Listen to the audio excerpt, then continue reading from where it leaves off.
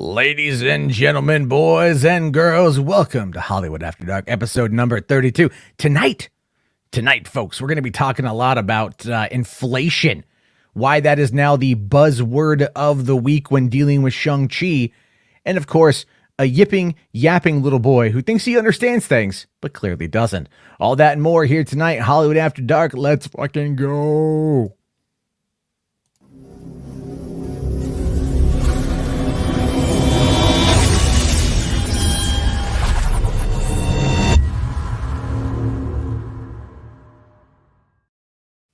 Hey, what's going on, everyone? How you guys doing? Welcome to the program tonight. I'm sorry for the few-minute delay. Of course, that is just my life. Doubling up as an Uber driver, I had work to do, but now I'm here. Tonight's going to be a fascinating night because we're going to be talking about, like I said, the new word of the day. No, not the one you're thinking of, but we're going to be talking about inflation and why so many people seem to be talking about it in regards to Shang-Chi, as well as a little bit of information about maybe when Shang-Chi will be going over to China, which is going to be big on that whole box office, is this movie a flop argument? And a little bit of information today kind of coming out about Andrew Garfield and discussing whether or not it is real or it is fake. But that being said, I want to start off tonight by giving a quick channel member shout out to you guys. You guys are great. We got two new ones. We got Shiny last night. We got Mike Fraser. Just got Obi-Wan joined up. A lot of new people are joining. This list is growing every single week, and you guys are absolutely amazing. Remember, this month's giveaway is going to be not Legend. I had to get it right. It's Drunken Master 2. If I say Legend of Drunken Master, HWAD is going to come to my house and gut me like a fish. But if you want to get in on the giveaway this month, all you got to do is become a channel member, drop a super chat, or maybe head over patreon.com/MattJarbo. A great way to help support the show on Sunday through Thursday. So, of course, it is a 5-night-a-week thing. And if you guys want to help out, like the video, Miss Minutes, she don't fuck around. She'll cap a bitch. Thank you guys very much for that one. So let's get into my guests for tonight. We have RJ and Anna back as always, hanging out. RJ, how you feeling now? Since you got you're kind of recovering. Yeah, I'm recovering. I've never stopped working. I've been covering the situation with the Shang-Chi box office and one of these fandom news and such. It's kind of just like reading over it and the copium thing. Never Lots resting, but I'm doing better. I wanted to come on and talk about this because this I feel like this is a nice capstone, like the entire situation. To be fair, like this is like the final hurrah when it comes to this whole conversation. I thought last night was the final hurrah. If I'm being fair, I thought last night was. I thought we were done with it. I thought things were over, and then I watched your video today. And then it dawned on me, like, how many people are just getting bad information. Yes, and again, it's fascinating. It's been fascinating watching all of their content and covering it because they're echoing a lot of the same points. And we'll talk about this when we cover it. But recently, they keep using the word inflation, and it's not just Ryan Kinnell, but Odin's movie blog, The Quartering. They all keep mentioning this inflation word, even bounding into comics and some of these people that cover box office, they keep bringing it up, and it's just like, yeah, it's an echo chamber. It's like this weird echo chamber of bad information. But before we dive into that, I do want to make sure Anna gets a shout out because Anna's here as well. How you doing? Oh, hey, yeah, I'm doing pretty well. I just released a video today. It was a really good one. Talked about a good old YouTuber, the irate gamer, and what he's. Love that video, by the way. It was great. Oh, thank you so much. I really appreciate that. Yeah, I had a lot of fun doing it. So thank you. That's good, man. That's good. Yeah, it's I watched it too. It was good stuff. There's definitely a lot of interesting history lessons to be learned on the internet, as well as everything. I today actually finished up recording finally my episode for Stranger Days about why Ronald McDonald got booted out of the company. And the thing is, it's actually kind of fascinating. Like, it's really fascinating, the whole kind of story, because McDonald's is like more or less like, how the fuck do we get rid of this guy? Because there had been multiple character assassination attempts on Ronald McDonald, and then something happened that finally did it. And it's a really interesting story, and I had a lot of fun putting it together. I'm still editing it, so that should be out hopefully tomorrow at some point in time. But yeah, this whole thing with the inflation numbers is really, I'm not gonna lie, it is driving me up the wall.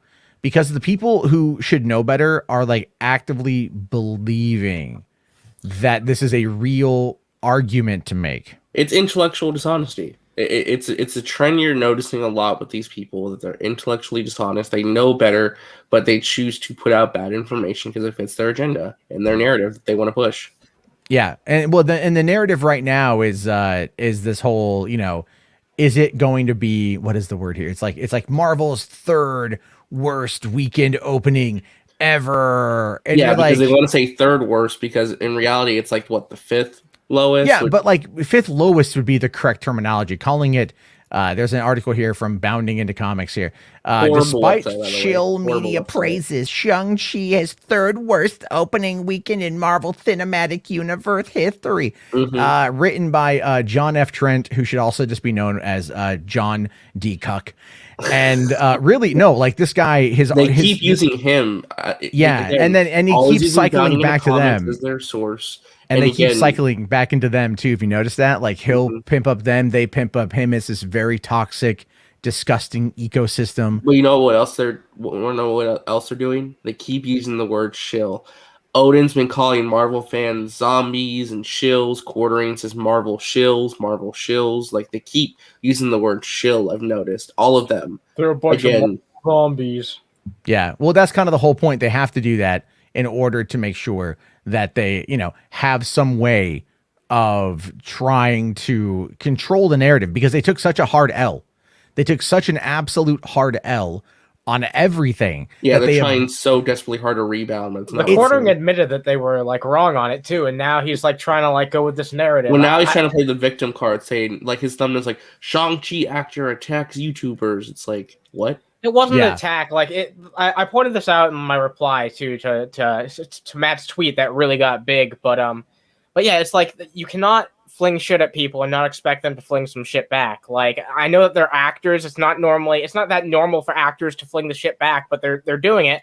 I feel like they have a right to do so. They're independent fucking human beings who have feelings of their own and opinions.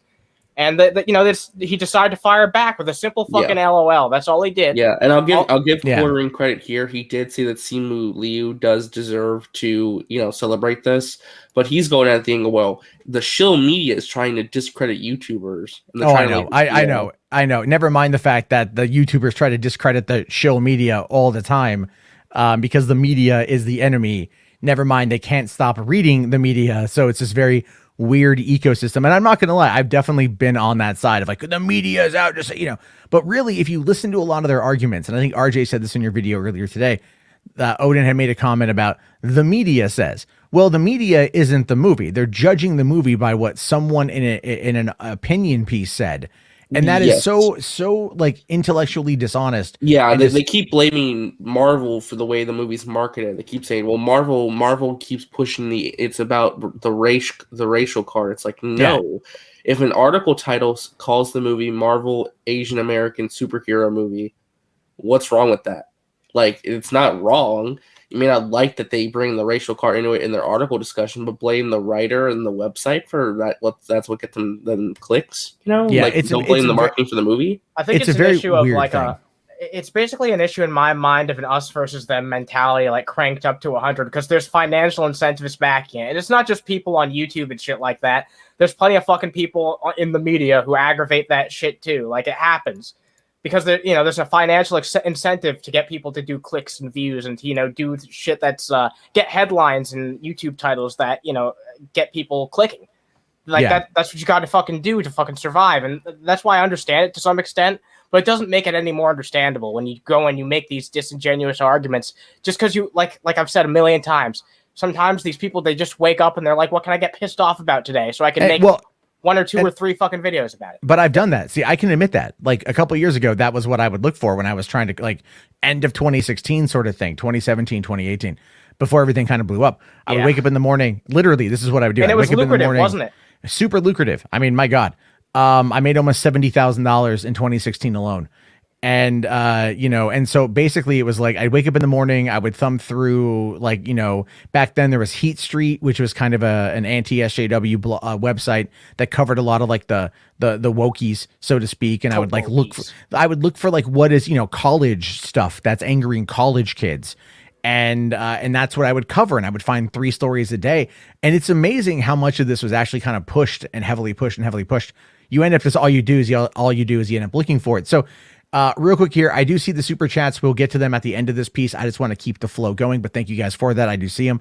But when it comes to this movie specifically, there was it succeeded. It succeeded where many people said that it was going to fail. And even Forbes here, in an article written by all of our favorites, Scott Mendelson, has said that Shang-Chi's box office bigger than Black Widow, leggier than Black Panther. And the thing is, you know, you can make the argument for fifth least highest grossing Marvel movie, but it's still pulled in a fair amount of money, and it's going to continue to pull in a fair amount of money. Well, and I've kept saying this. The context of its release is so important, but they keep removing the context and just look at the raw numbers. Yes. Look at the context of this release. It's a origin story movie for a character most people don't know. It's a very small niche character. He has his fans, but he's not a big household name like a Black Widow. It's opening during a Labor Day holiday that blockbusters typically don't open in, and it's opening during the middle of a spike in a Delta variant of COVID. And I can confirm, having worked for movie theaters for a very, very, very long time, anything after the first, maybe second weekend of August, it goes into about a month and a half of absolute dead territory. September used to be the absolute worst month out of the year for movies. That was when they would release all the crap that they didn't want to put out. Like January 2.0. You'd have January. And then January started picking up. Yeah, January started picking up a couple years ago. And then you'd be amazed to find out February started picking up and March started picking up. I mean, March 2017 alone, you had Logan, you had Beauty and the Beast, you had Ghost in the Shell, you had Kong Skull Island. You had Mighty Morphin Power Rangers. That was a big, big, big month. And so that's the whole point, is that like arguing this stuff right now is vastly disingenuous, because we're not going to be back to where we were in 2019 until what I believe 2-3 years, right? Is what the estimates are saying. Yeah, I think like 2023. I mean, and people are just now but the other thing to consider here too is the Marvel brand is alive and well and strong and thriving. That's what people aren't taking away from this. Is Matt, they're all shills and zombies. I know. Never mind that it's turned into must-see TV. There's a fear of missing out. We've had this is the second movie of the year. We're currently on our fourth television show, another television show, and very successful. There's a lot of stuff that's going to be happening over the course of the rest of the year. Wait until Hawkeye comes out. Hawkeye's going to be huge too. It's going to be huge, and they're all going to find a way to attack it. Yeah, because they're going to say, Kate Bishop is woke. She's taking over for the man. Oh, she's a Mary Sue, even though they don't know who the fuck she is yet. Yeah, I know. They're going to say that. Like, at least some of them are going to say that. Heel versus Babyface has already said that Kate Bishop is a woke character, even though it's like, she came out. Oh my god, no. She was created in the early 2000s before the quote-unquote woke agenda. 2000s. Yeah. So, to kind of... Jesus, whatever. Yeah, let's kind of get back on track here. No, we can talk Hawkeye all we want afterward. I would love to talk Hawkeye. Fuck yeah. Now, according to this is what Scott Mendelson reported here. 75.5 million Friday to Sunday, 94.7 million Friday to Monday. That includes Thursday night, by the way. That always includes Thursday night. People trying to argue Thursday night doesn't count or it's an additional day are really stupid, and they need to stop talking. But he says here that's not only arguably a best case scenario debut on a COVID curve, it's pretty damn good for a non-sequel MCU movie, even in conventional circumstances. And that is the thing to consider here. You're looking at a movie that is an origin story that pulled in more money than Ant-Man and the Incredible Hulk, two effective other origin stories. Yes, and it almost matched the box office of Ant-Man and the Wasp, which opened in July and was a sequel. It almost matched. I think it was $100,000 off. And also the first movie to come out post Infinity War. This is also like an incredibly rare thing with Marvel these days to do like a truly like solo movie. And I know that there was a few characters that were important, but it's Shang-Chi's movie, regardless of what people will debate. Yeah. That's an important point. Yeah, they don't really do these that much anymore. It's rare that they do these origin films, and you cannot compare it to Black Panther, first of all, because that's pre-COVID. And it was that movie was a phenomenon that cannot be replicated. Like that movie was huge. You can't compare any movie to that. I mean, honestly, the fact that it opened 5 million short of Black Widow during the kickoff to the summer movie season, that's pretty goddamn impressive. But you can't say that, RJ. You can't say that. I know. Because you're a Marvel show. We're all apparently Marvel shows here. So looking at the data, looking at just the preliminary data for the movie, it's done quite well, even in COVID terms. It's done very well. and people are still trying to like find a way to downplay it because they can't take the fucking L. So let's talk about Ryan Kennel here, who put out this video. And this is the one I think a lot of people are kind of pulling from, to be honest with you. This is the one that I think a lot of people are in the Fandom Menace. This is what they're doing. They're pulling from this video as the primary source of like this argument that they want to make. So I haven't. It gets fucking hilarious later. Oh, I'm sure it does. I'm sure. I haven't watched this yet. All right. But like, I figured I know you've seen it and we'll go through this together because I want to watch it with you guys. I want to laugh at Ryan here because he's trying so hard to control the situation when all they need to do is just take the L, back off for a couple days, and then move on to become a parasite against something else. Like, it's really not that hard. Yeah, if they would have just taken the L and not doubled down the way they did, I think more people would have just like let it go. Yeah. But the fact that they're squirming around this and trying so hard to like say that they're still right in the end, it makes them look more pathetic. I've seen 4chan making fun of them. We're talking on like Poll. We're not talking like, Slash TV, right? We're talking on Poll. They're making fun of these guys. So it goes to show you that once you start running afoul of those people and they start mocking you, it's going to get pretty crazy. But let's see what he has to say here, because let's see what old RK Outpost has to say. Get into the video. I have to admit something. I was wrong. Based on the box office projections from the industry and from Disney's own internal projections, like so many people, I thought that Shang-Chi was going to be the lowest opening weekend for an MCU movie in history. Well, I'm here to tell you today that I was wrong. It's only the third lowest in history. It's only the third worst opening for an MCU movie that we have seen all time. So my apologies. You have to also kind of really chuckle at the fact that they're trying to downplay effectively $100 million holiday weekend opening. Well, he's also being disingenuous because the third lowest comes when you adjust for inflation. Right. Yeah, I forgot. Yeah, so he's starting off already with a disingenuous argument. So okay, let's go. Apologies and the MCU stands. I have never seen anyone celebrate. This isn't even really mediocrity. It's not really anything to write home about. It's kind of pathetic, but it is higher than Disney told us we should expect, which is what Disney is all about. Disney's all about setting expectations in a certain way to make you feel a certain way about it, to manipulate their fan base. And let's be real, after what we've seen from the past several months and years, clearly they're not targeting the highest of IQs. Clearly they're targeting people this that is will where be Ryan manipulated, really, whether it's by This is where Ryan really gets really. This is projection. They're not targeting the highest of IQs. Oh, really? He's basically calling Marvel fans idiots, and he's also basically saying that. I lost my train of thought for a second, but it's like, they're not targeting the highest IQ people, and he's also going straight into conspiracy theory nonsense. Saying basically, he's trying to say Disney put out low projections on purpose, which is like what? The industry projections are like, I would love to go back and look and see what Disney themselves actually said, but they always lowball. This is every studio. It's not like some kind of conspiracy thing. They like to lowball. Yeah. What I love though about this first and foremost is like, he's excited. Like he still wanted the movie to fail. And so he's still trying to market it as a failure when everything else is saying, nah, that is very much like living the grift. I have to give him credit on that. And again, trying to go after MCU stands or MCU shills and calling them idiots or zombies, it's not going to work out for them. When you make personal attacks towards a fan base like this, they tend to push back, but then they get upset when they do push back. So I know. They love when they love like throwing heat out there, but when the heat comes back towards them, they cower in fear and they act like little snowflakes. That does absolutely sound about right. Let's keep going though. The mainstream media or their own projections. And that's exactly what we add here. Look at this headline from Variety. Box office. Marvel's Shang-Chi crushes Labor Day weekend records with $90 million. So that is not the traditional, that's with the added Monday Labor Day in there, that $90 million. And the reason I say the third lowest of all time, the third worst of all time, is because that is 100% truth.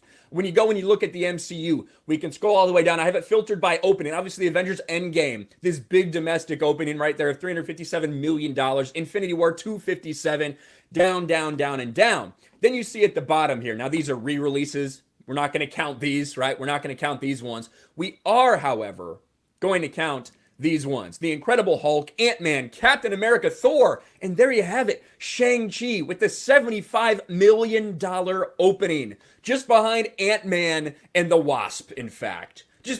So the thing with that to consider is Incredible Hulk, Thor, and Captain America were effectively the second, the fourth, and the fifth movie. Mm-hmm. Right? They're the early stages film, and they were just trying to find their stride. Yeah, and it wasn't until the Avengers was the first $1 billion movie that Marvel got.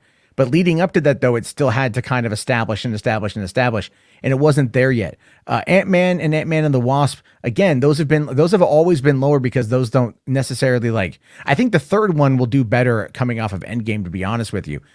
But I think Quantumania is going to be a very big film. I think with the Kang tie-in, it's going to be very big. Yeah. But other than that, like, again, Ant-Man was a fun movie. Ant-Man and the Wasp was an okay movie, but they are some of the lower grossing films. But again, those are like 2015 and 2018 respectively. So it's not like this is recent movies. Compare it to something in the last, couple years, even like Black Widow was it was $4.5 million behind Black Widow. And yet they're trying to frame it in a way that doesn't make any sense. But let's get into, I want to hear about this inflation shit. That's what I want to hear. Find Ant-Man and the Wasp. Now, when you factor in inflation, of course, $65 million for Captain America and Thor, that's $78 million in today's money. So it's very important that we're clear about these things. Shang-Chi, the only ones it beat was Incredible Hulk and Ant-Man. That was it.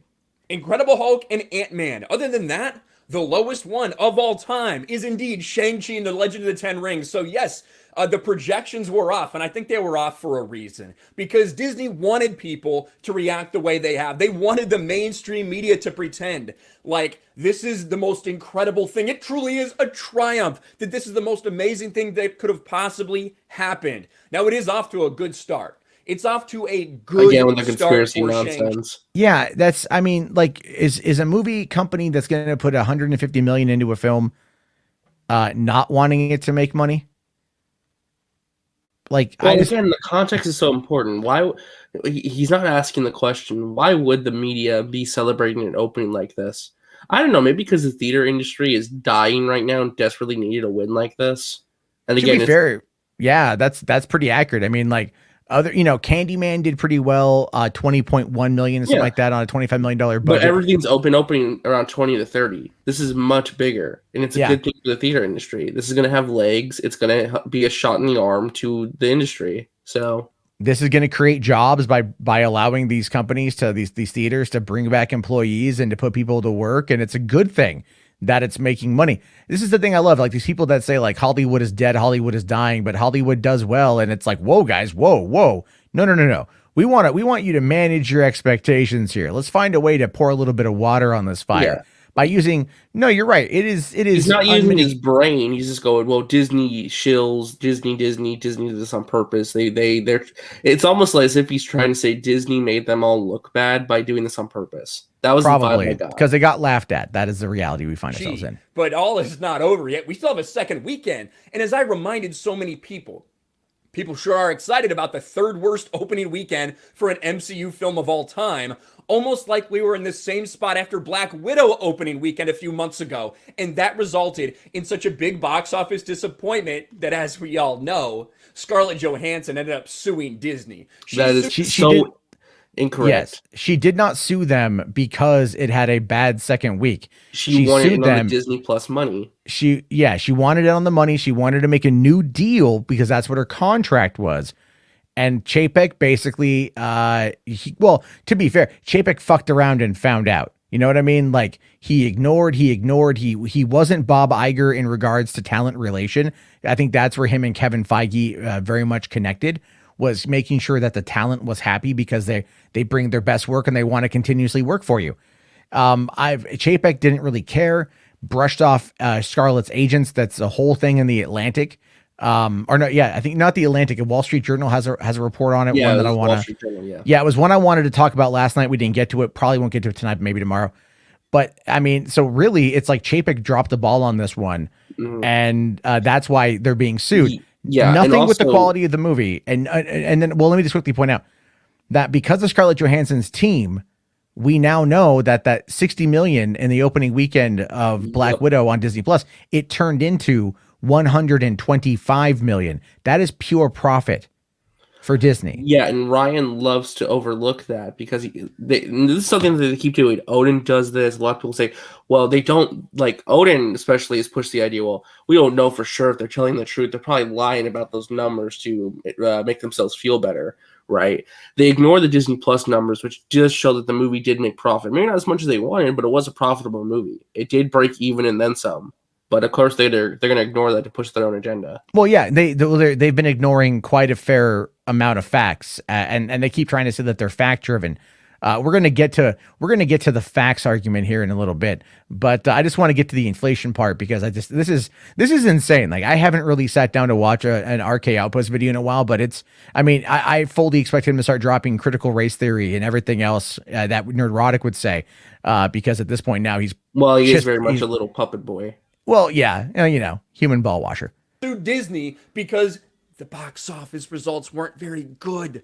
That's why she sued Disney, because she thought that the streaming release impacted the box office so much that she lost a lot of money, indicating that the box office results were not very good for this movie. And that's true. Based on all the data we have from Disney Plus and the worldwide box office, Black Widow may have just broken even. That's it.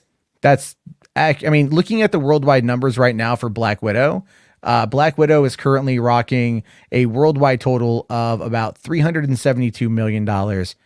Add the 125 on there, and it is probably just around 500 million. So that might be a bit more of a thing. I thought it was around 600 million, but I think I must have misread. Still, all things considered, breaking even is better than losing money. I still think and like when you add PVOD, the Blu-ray sales, it'll make a decent little bit of profit. Also keep in mind the movie was meant to come out May of 2020, so they had a whole year of a write-down. This thing got pushed back again and again and again and again. So yeah, absolutely. It kept getting pushed back, kind of like Bond and everything else. So, but whatever losses they felt they were going to have from last year, they could write those off. So trust me, Disney's not losing money, not at all. They're actually probably doing pretty damn well. Because here's the thing: again, they're not asking the question, did this move the needle for subscribers to Disney Plus as well? Because again, you could only get Black Widow on Premier Access if you were a sub to Disney Plus. They care a lot about Disney Plus as a platform because again, that's a lot of money they're bringing in monthly. Yeah, well, we don't know if it moved the needle at all, and maybe at the next Investors Day call, we'll be able to find out more on that one, but they may want to avoid that info just simply because. However, he's probably right about the amount of money that it's made, but he is overlooking a fair amount of data in relation to that. So let's just keep going. That is it. That is the most positive possible way you can look at it, is that it is just now maybe breaking even. And Shang-Chi has a long way to go before it can say those things. And when you compare... Well, actually, hold on here. So the 125 million, although at this point probably plus in regards to Black Widow's, PVOD, the Disney Premier Access thing, that is all profit. That is not sharing with the theaters. Nope, that's going straight to Disney. Yeah, that's not like a 50% split with the theaters these days, roughly. I mean, that's all straight to Disney. So that is effectively okay. So let's use their logic for a quick second here. Adjusting for inflation, double that, and that is what the box office would have added to the box office. Now, I'm being hyperbolic with that ultimately, because there's a reason for it. But that Disney Premier Access money is all profit for Disney. So, and that's what ScarJo wants, which she's entitled to. Yeah. But again, it's very much he's looking at things, and I know he's trying, you can see the hamster wheel moving in his brain, trying to connect the dots, the synapses are firing, but they're just not landing. So what we're getting is a very jumbled mess of poor analysis. It's a jumbled mess of a video. It's really bad. Let's keep going. Compare these. When you compare Shang-Chi and Black Widow, let's look at Black Widow, who everyone was singing from the hilltops. What an incredible job Black Widow has done. It's incredible. This opening weekend is amazing. Haters BTFO'd. And then what happened? Well, we remember what happened. A 68% drop-off from the opening weekend to that second weekend. Of course, that's what we saw because happen. of Premier Access. Now, Shang-Chi, what is Yeah, Premier Access that If pulled you're in. gonna watch the movie multiple times, you're gonna do it in the safety of your own home and just buy it for $30. Weren't we also having the Delta variant around that time as well? It was starting a little bit, but not to like People- levels it is as yeah, now. But people yeah, are it was a growing concern. People are very hesitant to go to the theaters, but there's also one aspect of it that these guys aren't considering. We're in many instances, a lot of theaters are still doing social distancing, meaning that the available amount of seats that they can have per screening is lower. Yeah, which they would can't fill result up to in max capacity. Yeah. which would result in a smaller box office take home.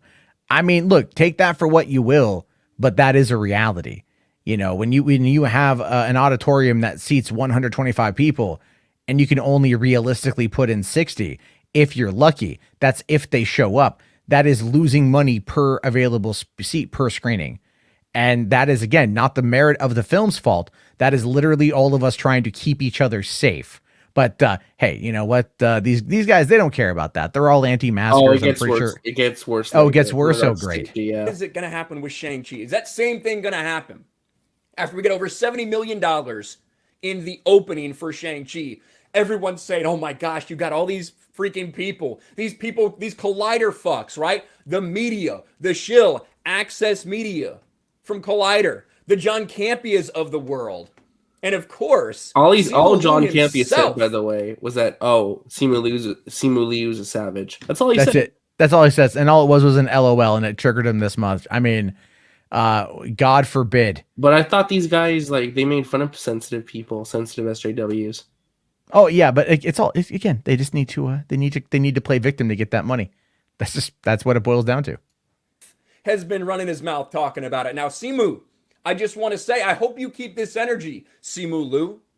Of course, on the front page of Reddit all yesterday was my channel, a lot of other channels who, when the reports came out about how bad Shang-Chi was going to be, we reported exactly what was coming out because Disney's own internal projections, what they say were their internal projections, clearly designed to try to manipulate a fan base and a mainstream media to do exactly and react exactly the way they.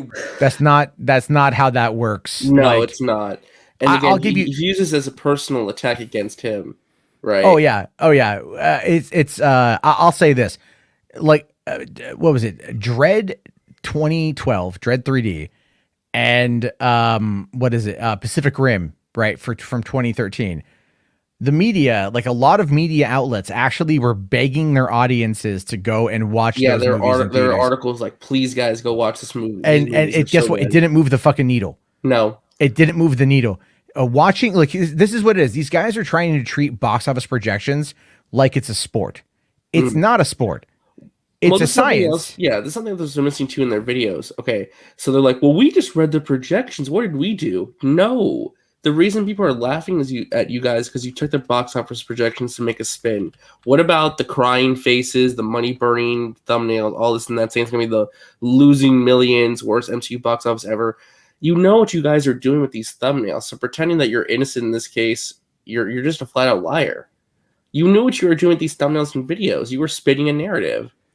That's why people are laughing at you, making fun of you. Not because you just reported the news. I want to know exactly like where they had said that that Disney's internal projections had said this. Because like I don't know if that's necessarily the case or not. I'm just Googled that and I can't find anything, but Box Office Pro did, and a lot of other outlets covered what Box Office Pro did. Because here's the thing, you can go and you can pay for Box Office Mojo's Pro, and they'll tell you what's going to be the projection, and they're pretty accurate because this is what they do. And so it's also part of IMDb. So it's all part of that ecosystem that is all about data collection and reference and all that kind of stuff. So trying to make that argument is still just, I mean, I don't know. Maybe I gotta look at the video. Maybe he's got the article up. I don't know. But really it's, God, this is painful, dude. This is painful. Let's get to the conspiracy Wanted shit. you to react, right? Turned out not to be true. This movie made more money than we thought. I thought it was going to make about $50 million based on their projections. Makes a little over $70 million. Good for third worst opening of all time. Yet everyone is celebrating this as if it is Avengers Endgame, including Simu Liu. Nobody's doing that, by the way. I hope you keep this energy. Yeah. Next weekend, when we have a big box office drop-off. I hope you keep this same energy of laughing at your haters, but I don't think that'll be the case somehow. This story is not over yet. We have next weekend, just like with Black Widow. Just like when Black Widow came out and said, hey, listen, it did better than I thought, but we still have a long way to go for Black Widow. And sure enough, it has a massive drop-off. It has a massive drop-off, and Scarlett Johansson ends up suing Disney because of how disappointing the box office numbers were for her. Again, no, and he's just now repeating himself, which is one thing I noticed happens quite often is that whole repetition aspect of it. But check this out. So while he was babbling and I was listening, I went over quickly to his channel. I took a quick look, found that video that got brought up, and then the website that he used here was Bounding into Comics, an article they had written, and they say here, box office tracking website, Box Office Pro, predicted earlier this month that Shang-Chi would be expected to have an opening weekend between 35 and 55 million. So Box Office Pro is not Disney's internal projections. Box Office Pro is industry projections. So Ryan Kennel, in real time, you're a fucking liar. You're a fucking liar. And let's find out more about this whole thing, because I think this is pretty funny. Again, like I made him, I will fully admit, I made a little crack at him in the thumbnail, you know, giving him the little Canadian flappy head, because that's kind of how I view him. And no, it's all they can do is he's running on this narrative that simply doesn't exist. But let's I just get to the good stuff, because I really want to get past this part. I don't know if I've ever seen anyone celebrate quite so hard as MCU stans, the mainstream media, and Simu Liu himself are for finishing 23rd in a 25-man race. That'd be like a NASCAR driver who finishes 23rd just getting out and trying to shit all over everybody because of how amazing he thought he did because he was supposed to be in last place. That's basically what we have going on. And a lot of the excuses, I have so many people coming into my comment section from Reddit, because Reddit is about the lowest IQ that you can get on the internet. People. I would like to substitute that for the Fandom Menace, because they believe you, Ryan. You are literally pushing a snake oil here. Yeah, to quote Ryan himself, the content he makes does not appeal to the highest of IQ people. That is very true. That would be good on a t-shirt with his face on it, worn by him. That'd be pretty funny if we could dream. They just constantly are on Reddit. That's what it is. The amount of people coming into my DMs, coming into my channel and leaving comments, watching the video. Hey, thank you for the ad revenue, first of all. Thank you for coming to a week-old video. Hold on real quick on this one. Favorite thing about that is what he probably doesn't realize is a lot of people from Reddit have ad block. Oh, no, they totally do. I mean, it's like Plus, Reddit, they only really collected the thumbnail. They didn't really click on the video. They probably, yeah, I'd like to see his drop-off rate. All right. I know a thing or two about shitty-ass drop-off rates. So I'd love to see the drop-off rate. Anyway. Based on Disney's own projections and, commenting and pushing me into the algorithm. I really do appreciate that. And one thing that I hear so much is that we're in the middle of a pandemic. Don't you understand that? The Delta variant. Yeah, I understand that perfectly well. And for some reason, it's not affecting other industries. It's not affecting concerts. Both indoor and outdoor concerts are selling out at a record pace. And this is where the disingenuousness comes from, because as I said in my own video, you fucking prick, they're not the same industries. Concerts and wrestling events and these sporting events that he'll bring up later, they're outdoor events. You're not sitting in a poorly ventilated room still for 2 hours. It's not the same thing. And to even suggest that it is somewhat similar is so disingenuous, it baffles me. Yeah, it is definitely interesting to see exactly, because here, by the way, just as a quick thing, right? He's bringing up concerts. I just typed in Garth Brooks because I figured that's kind of a standard. People love Garth Brooks, right? Correct, His shows. He's on tour right now. September 18th, Paul Brown Stadium, Cincinnati, Ohio, canceled. September 25th, Bank of America Stadium, Charlotte, North Carolina, canceled. October 2nd, Baltimore, Maryland, canceled. October 9th, Foxborough, Massachusetts, or Foxborough, Maine, I think, is canceled. His concerts are being canceled. So just because these particular events are selling out and that they're selling, it doesn't mean that they're going to happen. It doesn't mean like the concert industry is 100% back to normal either, though. Yeah, that's the whole point. Is like, for example, right now in Washington, we have the Washington State Fair in Puyallup, and like Fluffy, Gabriel Iglesias is playing. I would love to go see him. However, they have stipulated that if people do not wear masks and there is a COVID outbreak at the event, they will shut it down. They are putting the onus of safety back on the public, which is how it should be. And so again, places even the selling out wrestling events like AEW, there's a mask mandate. In fact, they're going to go to an arena in New York City, I believe, and they are asking for you to prove of vaccination. You show your vaccine card to get in. So very much what Ryan is doing here is so disingenuous in regards to its approach that you have to you almost kind of want to report it for bad information. I'm just being honest. I'm not going to do it. I'm not saying to do it, but I'm saying it's so disingenuous that any kind of fact check would look at this and just go, liar, liar, pants on fucking fire. Flat out, it's just terrible you stuff. Those words go like, Matt Jarbo said I know. report us. I know. Report him. I'm not saying report him. I'm saying you're putting out enough disinformation to where it's like if a fact checker would find you at complete fraudulent fault, that is how it is. Don't report him. I'm not saying that. But obviously, I mean, we can fact check him. We're kind of fact checking him in real time, by the way. And so obviously that's not going to matter. But okay, let's get in. Let's see where this goes because we only got a few minutes left. You to show proof of a jab of some sort, then those aren't selling at all. But that's a different video. But also, I just wanted to point out. I want to point out what we saw just the same weekend, right? The same weekend that you're telling me people are scared to go to the movie theaters. Let's watch a little college football. Can we watch some college fucking football? Again, it's outdoors. And also, college kids have to be vaccinated. Mm-hmm. So college kids have to be vaccinated. It is outdoors. There is a lesser spread if it is outdoors. I'm not a big fan of everything, but you would probably find people in that crowd wearing masks. So no, definitely, maybe not the majority, but there would be some people. Do we know which school that is? I honestly don't know. Yeah, I'm just saying it's like at that point it's like there's a lot of data that goes into that. A lot of colleges outright are requiring people to be vaccinated before, even before the pandemic, even 20 years ago when my girlfriend was going to San Diego State University, they required vaccines. If you're going to take your kid to elementary school, they require vaccinations. They've been requiring vaccinations for education for quite some time. It's nothing new. And right. Again, the Delta variant spikes are happening predominantly in southern states, just like we saw spikes during the second and third wave coming in from southern states. And I'm pretty sure that this particular college football is from a southern state, and Ryan just moved to a southern state.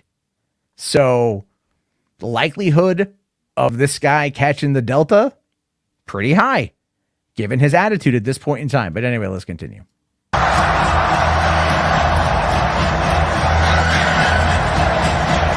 Man, it seems like they're really scared of the Delta variant.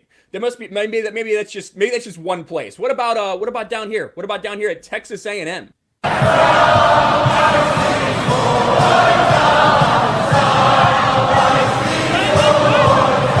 That's weird. Maybe it's just a couple places. What about this? Hold. Singing along to North Carolina, by the way, I believe. Okay. Or Virginia Tech, I don't know. It's one of the others. Man, well, that's so weird. Also, so here's something kind of funny, right? I'm looking at the website here for Texas A&M University weekly reporting of COVID cases, And let's see if we can spot a little trend, RJ. Let's see if we can spot here a little bit of a thing. So this is the weekly COVID testing activity and positivity at Texas A&M University, July 3rd. I mean, you know what? It is definitely fewer people are getting it, but you are seeing a spike. You are seeing a spike as school goes back in, and more people are testing negative, which is very good. No, that's a great thing to see. But you, if you don't mind me saying, are positive with COVID right now, and you are fully vaxxed. Yes, I am. Yeah. So again, it can still impact you. It doesn't impact you as hard as it would if you were not vaxxed. No, that's like the whole right point. now, it feels like a really bad cold. That's basically what it is. You're gonna make it through okay, but that's the reason why you got to get vaccinated, and that's the whole point. So they're obviously requiring the negative tests. Our students coming back to school, showcasing that they have tested negative, but now we're seeing the spikes come up. The spikes, it's starting to raise. And my whole point with saying that is people going to these kind of sporting events, I wouldn't be surprised if those events last their way through the season. I wouldn't be surprised if they get shut down. These are not metrics to gauge success. They are metrics to look at the potential next wave. And that is unfortunate. And I'm not saying cancel college football, whatever, but there are realities. There is data to pull from. Ryan here is not pulling any data. He's not looking at anything in order to get anything. He's simply looking at crowd sizes. And life's back to normal. People are going out to football and concert games. People like the movies are just dying or whatever. Yeah, I know. It's very weird, very odd. So yeah, let's keep going. That on the same time, you're telling me that we're in a pandemic. People are scared to go to the movie theaters. Don't you understand that we have scenes like this playing out?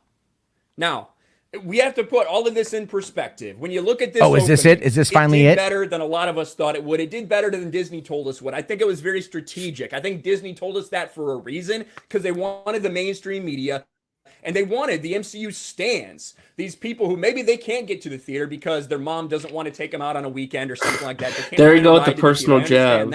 Trying to say that all the Marvel fans are little kids. Manipulate people to having this reaction. Yeah, maybe they have families and they're concerned for their family. Means nothing. Good job, Disney, by making people think that this matters, because when you look at the holiday opening weekends, you would think they're talking about it like it's some incredible accomplishment. There must be a lot of awesome movies that released over Labor Day weekend. No. No. It beat Halloween from 2007. That's the record that it took over right there. The Possession, Transporter 2, decent movie, Transporter 2. One Direction, This Is Us, Jeepers Creepers 2, The American, Jeepers Creepers 1, Balls of Fury, Machete. These are not massive box office hits by any stretch of the imagination. Because Labor Day weekend, as I already pointed out, is the dead holiday of the year because kids are going back to school. Families want one last trip out of town, and they never push a big movie on that weekend. Yes, because releasing of the this situation. was a gamble, to be honest. And this is not me just saying that. This is me literally having about a decade and a half worth of experience working in movie theaters. I know my shit, and Ryan is a moron. That I'm telling you, I'm just saying, flat out. It's not even a speculation. No, he 100% is. I mean, this is just oh my God. But he's like, what he's not saying is that it's a Marvel movie and there's a lot of Marvel love. It's it's so annoying because it's so disingenuous. But Matt, no, it's shills and zombies that just want to consume. Yeah, I know. Okay, so let's. I know, guys. I see the super chats. I appreciate the comments. We're going to get to them. We're getting close. Are we finally getting to the goddamn conspiracy shit? Because it's almost over, and he hasn't. It's almost over. Yeah, it's almost over. We got a minute and a half to go. No, that is a conspiracy thing. Kudos to Disney. They knew how to manipulate people. They knew that this would be a good weekend for them to put and look like they smashed all these records because it's amazing. When in fact, it's really the only big budget release we've ever seen on a Labor Day weekend like this. Ever. This has a long way to go. With a $150 million plus production budget, this has to make $375 million right around there to break even when you factor in marketing, when you factor in box office cuts. So it's off to an okay start. It needs to have a good second weekend before this movie can start to make money with Shang-Chi. So Simu, keep that energy. If we have a bad weekend next weekend. So just as a thing, yesterday, right? Tuesday, Shang-Chi made $6.62 million domestic. Yes, and I believe right now, I believe it was Deadline is saying they're like projecting a 60% drop, which is a little on the higher end, but again, 63% is the average for a blockbuster. But again, considering industry projections from before, there's no guarantee it's actually going to be 60%. It could be lower than that. And if it's lower than 60, that's fantastic. I mean, so today is Wednesday, right? And so yesterday, the first post,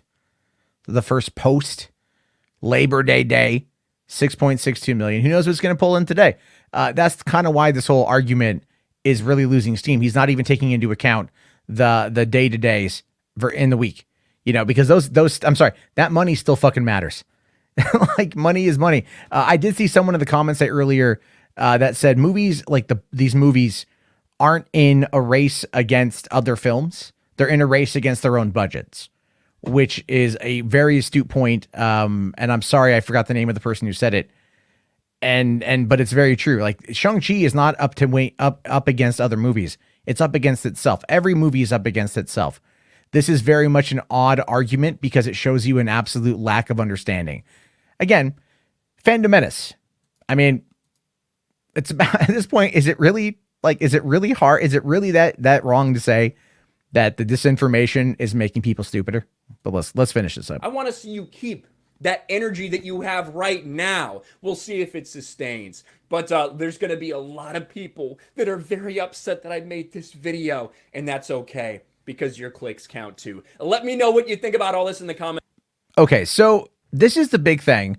He didn't explain really the third worst box office opening. He didn't necessarily explain the adjusted for inflation. Yeah, he just threw it out there and said, as fact, which, okay, fine. So, but then Odin, on Odin's movie blog, he's another one who kept saying inflation. And they've said this on Twitter as well. Yeah, and he's the box office guy. And I really assumed he would have been smarter than this, but I guess not. Because his entire credibility is out the window now that he basically keeps talking about the inflation. It's very dumb. It's a very dumb thing. So let's go into a bit more data here, because I did comprise some stuff here. Let's take a look at the top grossing films of all time as of September 8th, 2021 at 14:08, so 2:08 p.m. Pacific Standard Time. Avatar, Avengers, Titanic, Star Wars. We all know these movies. We've all fucking seen these movies. Lifetime gross. Those are not adjusted for inflation. Those are not adjusted for inflation. That argument. And there's a reason why. Yes. RJ, do you want to explain that reason? Because if you adjust for inflation, then the highest grossing movie of all time would still be Gone with the Wind. And the problem with Gone with the Wind being the highest grossing movie of all time has a lot to do with the fact that it had multiple. Here, I'll give you guys this. Reddit made a good point about this. There's a post here from 8 years ago.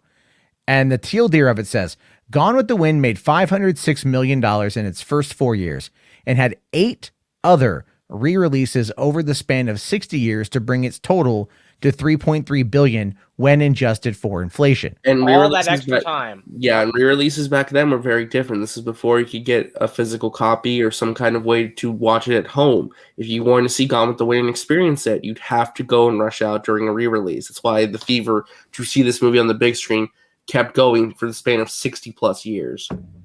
Yeah. And that's basically what's going on with it. Like 60 years to get to that point. But again, that's still imaginary money.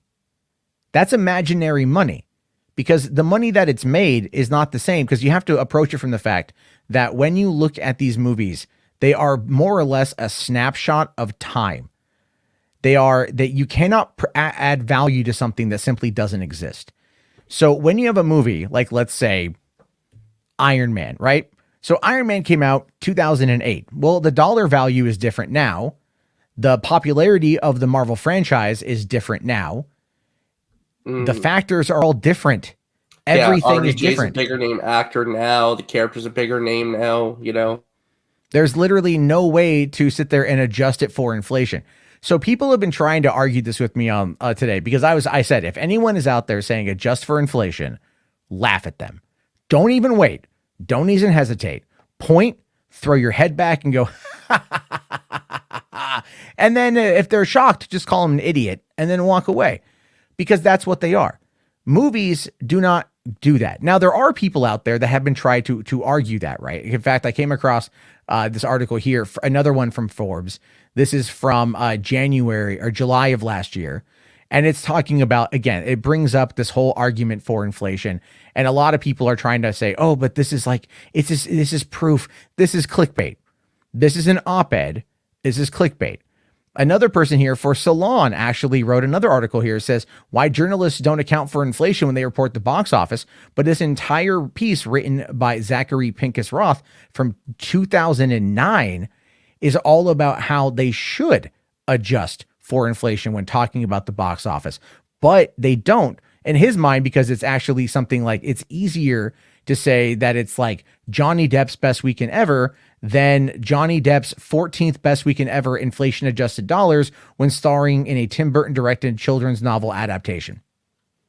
See that right there? You can't report that because it's way too complicated. It's too complicated. It's too ridiculous. And they don't really see that. They like, the studios don't really look at the inflation in regards to like making a profit. They look at the now.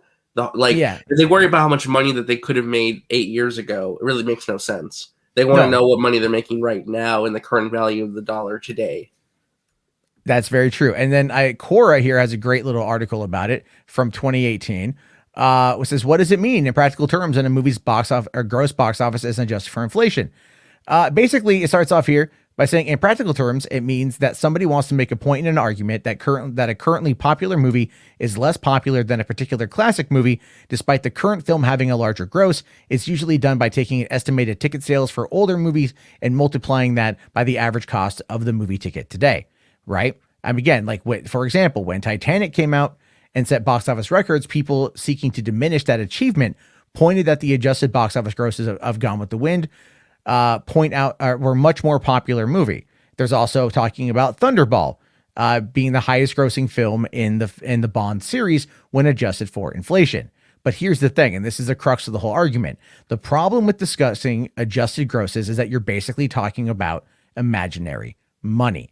And in today's world, in today's marketplace, that is 100% true, and it's truer than ever before, because you're talking about money that doesn't exist in many facets, because there's not one form of entertainment now. People can sit there and go out and like get to see a movie on it's asking a peripheral what if question.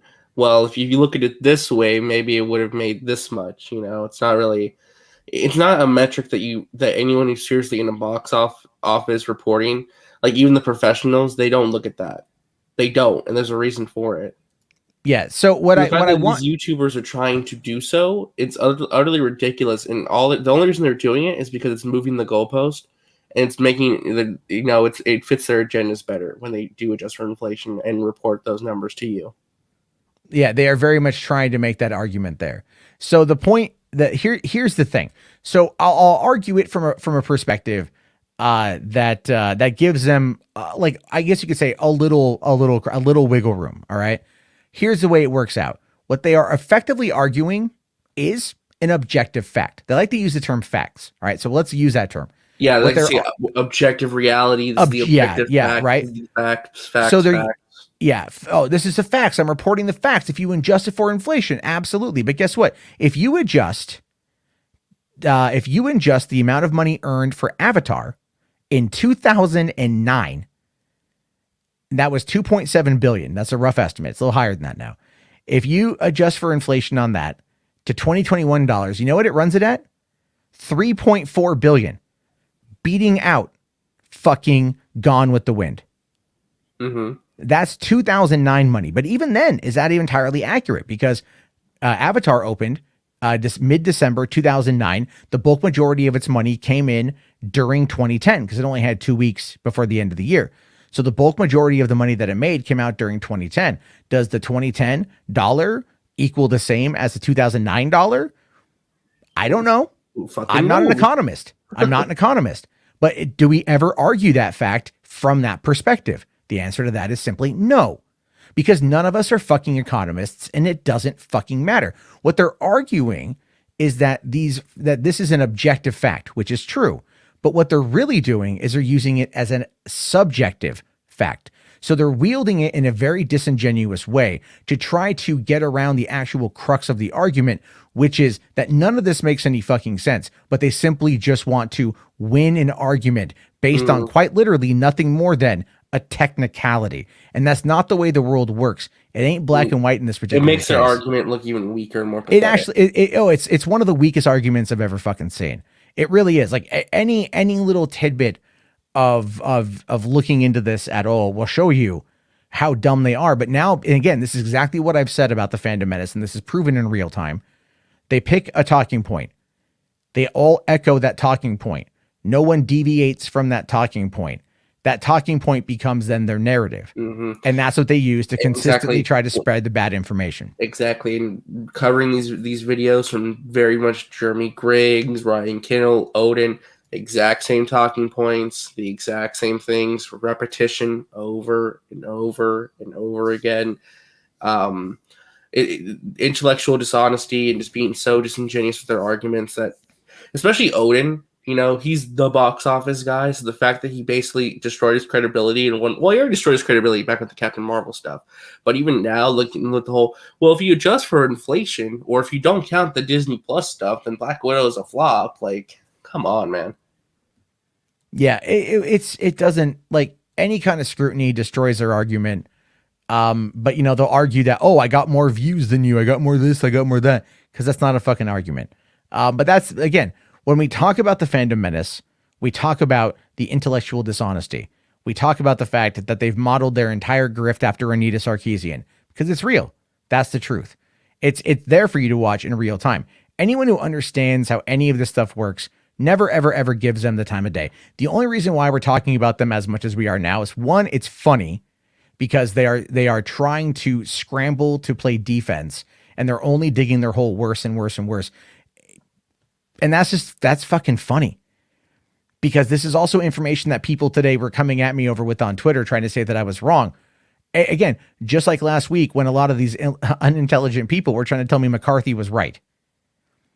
This kind of faux information push, this disinformation campaign is designed to make you stupider. Yeah, and they view you as nothing more than a money puppet. They view you as stupid. Again, you're noticing just in Ryan's video, they're trying to dehumanize Marvel fans right now. Shills, zombies, consumers. They're trying to say, oh, these people aren't really. They're just weirdos, right? You know, because again, that's the only basis they can have to explain why people are disagreeing with them. Oh, they're just Marvel shills. Yeah, it's a bad argument. They've lost. They refuse to acknowledge that they've lost, and now we all get to laugh at them. So enjoy whatever it is you get out of this, and you know what? Maybe one day you'll realize how wrong you are, but that won't be until the money drives up. But let's be fair, that probably won't happen either. Pigs will fly in the sky sooner than they actually give it up and actually say that they're wrong. Oh, I know. But that being said, that was almost a full hour of this conversation, which is absolutely fucking wild. And I have like a dickload of super chats to get to, so I'm going to get to those real quick.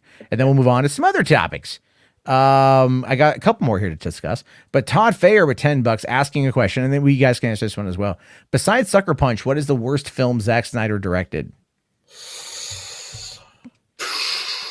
I mean, like that's such a loaded question, Todd, because what are we talking about here? The BVS theatrical? That was not a badly bad. directed movie, does that though. Really it's a count badly as edited movie. Yeah, does that really count as his film? Like, honestly. That one, yeah. The BVS theatrical, it does. What? BVS theatrical does, but Justice League doesn't. Okay. Look, the obvious answer, Fair. answer, if we're talking about this, is Guardians of Gahul. Yeah, but even then, like, it's not like a horribly directed movie. But I guess we're No, looking I at, like, liked the it. I liked it. I weakest, like all of his fucking movies. I mean, like that's such a weird thing to ask. It's like saying like, hey, what's your least favorite James Cameron movie? Or what's the worst directed James Well, Cameron movie? I don't It's think it like, was asked from a bad place. I think it was just trying. no, to it's. I'm not saying it's a bad place. I'm saying it's like it's a loaded question. Yeah, shit, that's fair. Yeah. So thank you very much for that, Todd. I appreciate that. Shang-Chi. All right, $10. Thank you, buddy. Says Bruce Lee's Enter the Dragon is a landmark film, and the Fandom Menace is trying to use his name against him. Simu Liu never name dropped or ignored him. I know, dude. Which is fucking hilarious because, again, these people are like, we never attacked Simu Liu. We never said anything nasty about him. Even though their entire coverage was, oh, this guy is ignoring Asian history. He's a moron. It's like, fuck you guys. Come on. Yeah, it wasn't like wasn't the quote really Quartery and all these people. Wasn't that again? They all pick the same narrative and they all run with it, and the algorithm supports it. But wasn't the comment about Asian American superhero led movies or whatever? Yeah, they were getting triggered by article titles that said Marvel Asian American superhero movie does well or whatever. Yeah, it's super weird. They keep complaining like this is offensive to Asians because they keep playing the race card. And Odin in his video was like, this box office success is going to tell Marvel that they need to pander to certain races more. It's going to be sacrificing good story and character development. I'm like, what the fuck are you talking about, you moron? Well, they're all relative morons. Okay, let me just because I kind of missed a few of them here because of the chat, but you guys are awesome. Okay, so we got Jess Mars here for $2. Thank you, buddy. ScarJo's legal team will use Shang-Chi as fire. No, because there wasn't a Disney Plus angle to it.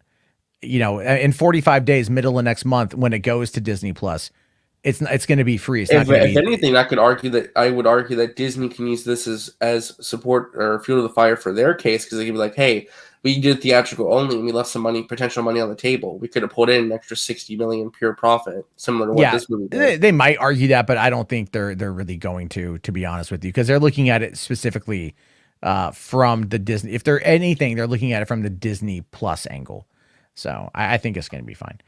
Command here with 6 super shekels. Thanks, buddy. Major Grom budget, 8 million, box office 5 million, virus related. Yeah, I mean it's hit everywhere. It's not just Marvel movies. It's not just big budget movies. I mean, Free Guy should have been a much larger opening movie from what I hear. I haven't seen it yet, but I hear it's great.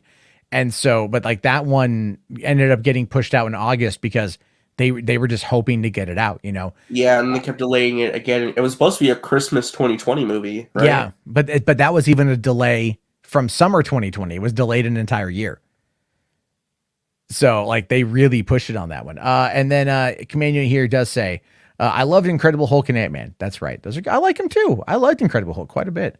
It's good stuff. William Powell here at $2 says, RJ, you're alive. Barely, but yes. You sound fine. Brandon Caterpillar here, man. Thank you. Says, I go to A&M and most of the parents of kids that go here are conservative. A lot of students are conservative as well, so they don't wear a mask. So exactly, is why I'm saying that number is going to increase week by week by week, especially as we get into the cold season. Even though it's Texas, there, weather still exists there. I mean, look at the freezing storm you guys had last year. So, Fucked a bunch of shit up. People forget about that. Yeah, I know, right? Texas and their shitty ass electrical system. And so, so yeah, there's definitely that. We'll have to wait and see. And then Brandon here also says, my professor said we will probably go back online. Yeah, probably. I won't be shocked if my school goes back online soon by close to the end of the fall semester, because fall season, flu season spikes. Yeah. My state's already bad enough as it is when it comes to COVID, like the ICU bed state and just the numbers and everything. So. Thankfully I live in living in Washington. We're handling it well here, but I live in a town of like 40,000 people, 45,000 people. So it's really not like a lot of people, which I am very thankful for. So there's that. Saggy here asking why y'all talk about my bae, Ryan Kinnell, because we can, Saggy. McLeod here with $5, man. Thank you. Says, y'all see that Star Trek stuff that came out on Star Trek Day today? I know Annie sent it off to me in our private chat, but I haven't watched the trailer yet. I haven't seen any of the news. I watched like one episode of Picard. It was okay. I thought it was okay. And then I just didn't watch other episodes. So I haven't really. I'm not that enthusiastic about Star Trek. I just figured I should send it to you in case, like, you know, you might be interested to talk about it. But yeah, I mean, they really need to do something huge to get people invested who haven't been invested for a long time. I feel like there's some people who are into it and are already into it, but Star Trek needs to make new fans. Seriously. It really does. It really does. I agree. Rational Skeptic here with $2 says, No Way Home released earlier to not compete with Matrix.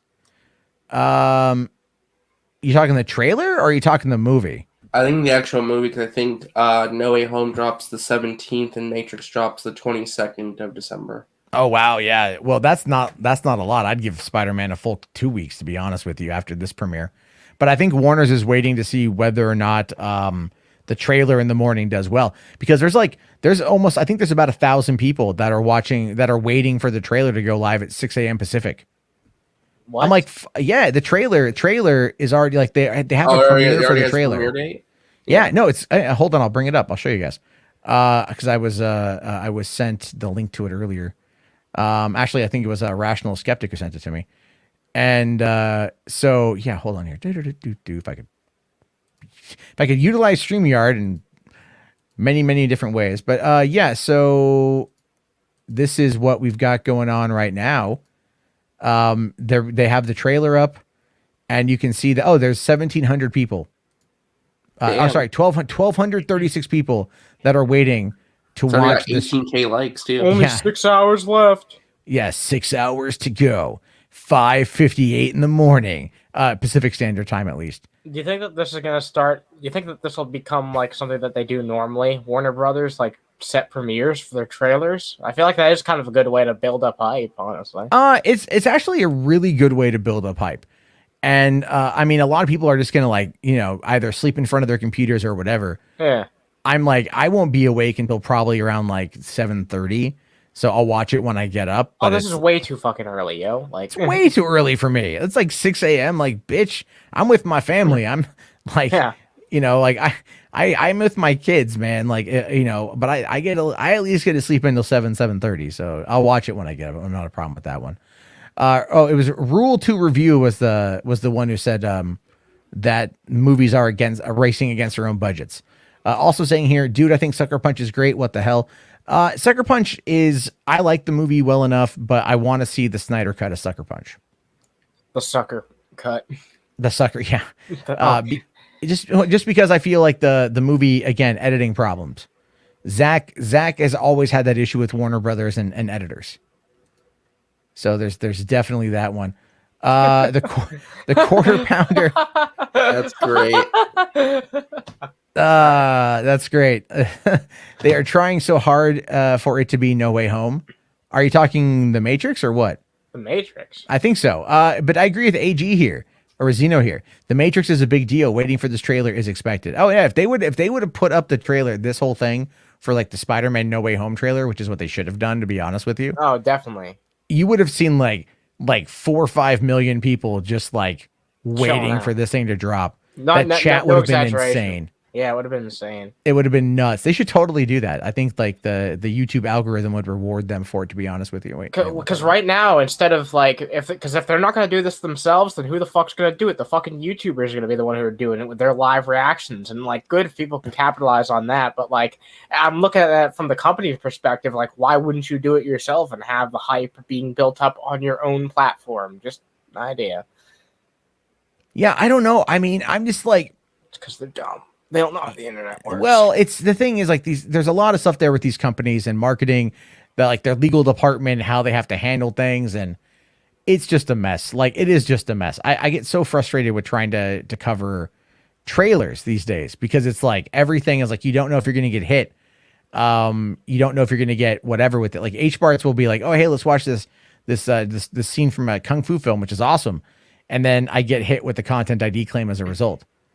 So, and it's like, well, do I fight it or do I cut it out or whatever? Like when I showed RJ the Rick and Morty Oh the god. Doc and Marty thing. Like, Oh my god. I cut that short. I cut out like 3.5 minutes. So it just has the opening like 30 seconds and like the ending 30 seconds where there's no dick. It doesn't make any sense out of context. Like if you watch that out of context, which I did, like afterwards, the edited version, it doesn't make any like it makes it seem like RJ was like so blown away by like a mundane joke about like licking balls. Oh man, it's funny, but yeah, the fact you clipped it out certainly Well, gives it a whole new I context. couldn't blur it well enough. You know what I mean? Like I couldn't Yeah, blur but, it. Yeah, but it just. Oh man, did you actually go back and watch how it looks like with that context with it cut out? Yeah, it just like no, because believe it or not, the way I cut it together was that it almost like RJ's response like. He looks so flows. offended by something like so much. Well, he wasn't on know. camera for it, thankfully, but like it doesn't flow as bad as you might think. All right. Yeah, Music Man here's like, I still can't believe you showed it. I forgot it. I knew about the balls. I forgot about the dick. Oh my okay. god. Like I knew How'd you about the forget balls, about but I that? forgot about the dick. It's been so long since I had seen My it. balls, Mark. And maybe Morty, you gotta jerk me off, Morty. You gotta.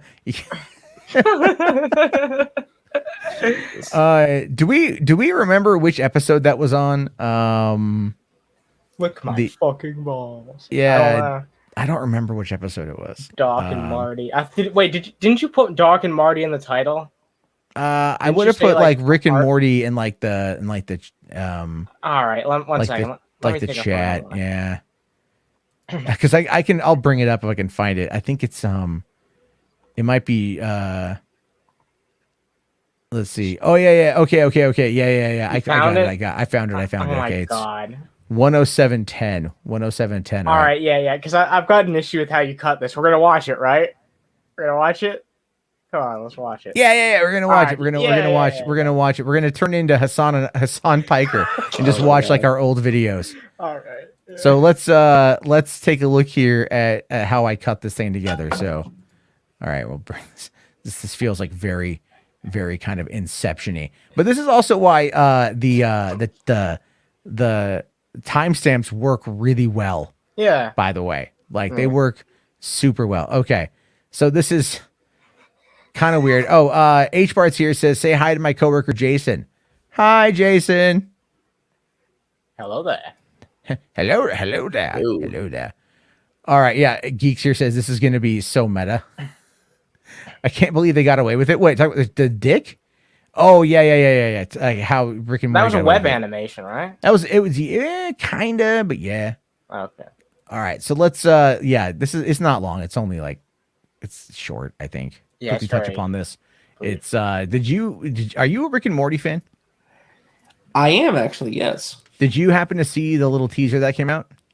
I did, yes, yeah. I saw. Okay. I didn't get to watch it, but I heard about it. Yeah. Oh, okay. So, this is something that I never thought I'd ever see, and the thing I'm gonna play here in a second. I'll just tell you guys this: I don't quite know how I feel now that I've seen it, but there you go. We'll just go. Marty, Yeah, right here. the original Doc and Marty. Can't be fuck. He What just saw his happened? own website. So God there, damn it, if you've Matt. never seen the origins of Rick and Marty, There you go. Yeah. then right, here we go, yeah. This is That was. I wanted it. something. It's not what you 1080p. expected. Oh right? my god, you're a No, perfectionist. Yeah, not at all. yeah. Dan Harmon did it. Okay. Then that episode is done. That show is dead. You go on to the next idea. One of the ones, like Chad Vader, came from that. Ah, god damn it. And and Rick and Morty ultimately came from it too. God, I wonder if I could. Christ. This is There we so go. old school. It's also. wait, you Oh, just very use bad. balls. Yeah, I never yeah. noticed that was the Rough thumbnail. period. That was the thumbnail. Let's go. Oh man, my balls. kite's in the tree, Doc. I can't. I hate this stupid tree. I'm so sad. Don't be sad, Marty. We'll go back in time, and we'll make sure that your kite doesn't get stuck in the tree. All right, Doc, that sounds great. I'm gonna go get my boots. Proudly.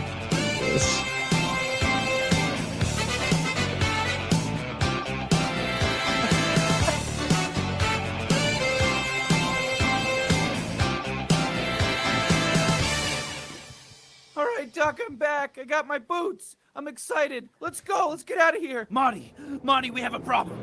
The time travel car won't start. Oh no! What can we do? Lick my balls, Marty. Lick my fucking balls. Wow, that's all there is to it. That's all there is to it. I cut out everything else. So That's a just huge cut. it just at the end there. Yeah, What yeah, can we then- do? Lick my balls, Marty. Cut to credits. Yeah, and then RJ is like, "Wow, that was fucking crazy. I never imagined such something so nutty in my life." Jesus. It's like, wait a minute, that's not what happened. That's not what happened at all. I had to do it. Yeah, I had to do it. And now the characters are in Fortnite. Yeah, I know. Oh, it's hysterical. I swear, it's hysterical stuff there. All right. So let's do. I only have like 2 more things to talk about because we're coming up on an hour and a half. So, let us dive into probably the. This is an interesting one coming in from Mikey Sutton. Wait, that's not the one I wanted. Coming in from Mikey Sutton here, which again talking about the Shang-Chi release date in China. That's been a big subject of conversation here. There's apparently a rumored, China. There's apparently a rumored release date that's going to be coming. So this is coming in from Mikey Sutton himself. So it's a legit, it's no knockoff Mikey Sutton. But it's saying here, I love this here. Prior to its release, Disney detractors clawed the internet with a barrage of fake news surrounding its announcing its demise. The word flop littered the disinformation highway. None of it was accurate. Thank you, Mikey. Thank you for calling that out. It's hilarious. Wasn't there actually like some concerns about this movie coming out in China? So this is yeah. The reason why is because there's been some stuff about how apparently like either Simu Liu was not attractive enough. Oh my god. To be a leading man in Asia. And I will fully admit, like that main poster of him, he doesn't look like 25. The dude looks like he's 40. It's just the lighting of it does not make him look like he looks older than Tony Leung. In that first poster, he's definitely a younger looking dude, 100%. But like that poster, that main one of him, it doesn't look that great. So maybe that's why people just saw the poster and they're like, we don't want an old man. I don't know. So this is you mean that one right there? That one right there is the one. Yeah, this one right here. He looks older. Yeah, this one here. I can see what you mean. I can see what you mean. It just looks. Yeah, it's like it looks super serious. Yeah, the lighting doesn't complement his face very well. It doesn't. No, it's kind of like some of the issues that some of the Captain Marvel marketing had, where it wasn't the most flattering images of Brie Larson. She's got to learn to smile, RJ. She's got to learn to smile. Do you see that that social media post, by the way, real quick, that Brie Larson made? It's very like this one. Oh yeah. Where she's like, "Tell me what book to read" or something like that. No, it's like I walk in the woods wearing this, and you see me. What do you want to do? She posted that? Yes, it's on her Twitter. Yes. Oh my god, Matt. What? She's like, see me in the woods wearing this. What you doing? Jesus Christ. Oh. Brie Larson. What the hell? Okay. Let's see here. I'm trying to get the whole damn thing. Hey, you know. She knows what she's doing to the gays. Oh, what she's doing to the gays? Yeah, she has a very large lesbian following on social media and bisexual. Oh, I thought usually when you say gays. I thought you said I thought that was like the male gays. The RJ. male gays. Oh no, the female gays. Oh, okay. Because I'm like that's generally not like really regarded as much of a thing. Not to say that it doesn't exist, but like the terminology for it isn't really there. Oh, you know, no, I get like you. I don't know what you would call that. But when you say like the gays, I thought you meant like she's got a large following of men from West Hollywood.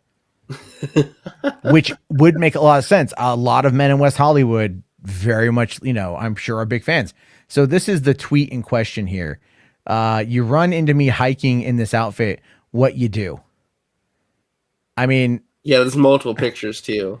Yeah, I just took a snapshot of the one. But this is like the best one. Otherwise, it's like, what are you doing for one, this is a prime example as to why fashion is terrible. It's like, it just like, I don't get it. Like, I don't know.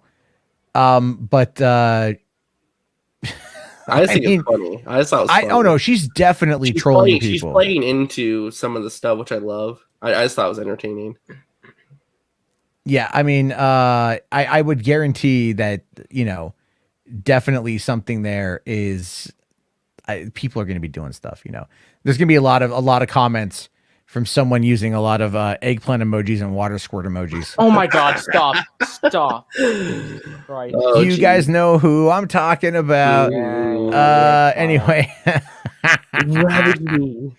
Oh God, yeah. Anyway, all right. So, let's see here. I'm trying to get to the part of the article, Mikey, that talks about the China. There we go. Rumored China release date for Shang-Chi and the Legend 10 Rings. All right. So this will give some weeks for moviegoers to come back to theaters and have repeat viewings. Because of its theatrical exclusivity, it is expected to steadily keep the box office sales and possibly a little higher than Black Widow's performance in the coming weeks. Even though the movie stars Simu Liu, for the Asian market, the real heavy hitters are Tony Leung, Fala Chen, and Michelle Yeoh. That is very true. By the way, Fala Chen just had a baby. She did? She did, actually. It's a very cute child. I saw some pictures on social media. Oh. So congrats to her. Yeah, it's interesting because I know Feige was doing some kind of promotion for Chinese media, and they were really hyping up Tony Leung. There were a lot of conversations about him in this movie, which I thought was interesting. Well, yeah, he's a big star over there. And honestly, great in the movie. I fucking loved him in the movie. So I'm very happy with that. I actually really want to watch the movie again. And so it says here that the movie is rumored to be beginning in China September 23rd. So, I mean, obviously there's no confirmation if this is accurate, but Mikey, he's got a good track record. So, potentially September 23rd. I am very curious to see how this movie would perform in China. Absolutely. If they can secure a release date for this by the end of the month, that'd be fantastic. That like, this is, 2 weeks from now. So that'd be great if they were able to do that. That's fast. Well, the reason why I feel like it's a really good thing is because, for one, getting this, I want to see how it performed, because there's been all those rumors about it for months. That's kind of where I'm at with it. Not like, oh, it's going to get that Chinese money, it's going to blow up those worldwide box office things. Again, the box office argument is, I don't really care about it. As the Chinese audience responds to it. Yeah, I'm interested too. Yeah, because that's the thing. Because we've talked about this even recently too. China, man, fucking watch China. China's up to some shit. China is really up to some shit here. So it's like Western movies are going to really, really, really start being not released that often in China. But because they are trying to create this pro-masculine environment there. And I'm wondering if, now that the movie, if it's doing well and they've seen it, the Chinese censors are like, all right, cut this, and you're good. That could be something. Could any woman being a hero have, this, that, and the other? Oh, so what you're saying is Nerdrotic would be very happy living in China. Probably. Ironic, isn't Authoritarian government. That's horseshoe theory in a nutshell, isn't it? Kinda, a little in a nutshell, yeah. But I'd be very curious to see how it does, because I do want to see how the Chinese audiences respond to it. And I mean, even again, also. Another thing that China is doing is they are putting a stop to Western actors or actresses starring in Chinese funded films. Oh, really? Yep. That's another thing too. I forgot to mention that. Wasn't Frank Grillo in Wolf Warrior 2 or something? He was something like that. Elite actor in one of those Chinese movies. Yeah, but look at Matt Damon in The Great Wall. Man. Something tells me that John Cena is going to be going invisible real soon after hearing that. John wrestling is a different thing, By the way, that was the first time I've heard anyone bring up the Great Wall in 5 years. I totally forgot that movie existed. He recently talked about that during the press tour for Stillwater, and even he's like, money. Yeah, he was like, the money. maybe, at any point in time, do these actors ever truly need the money?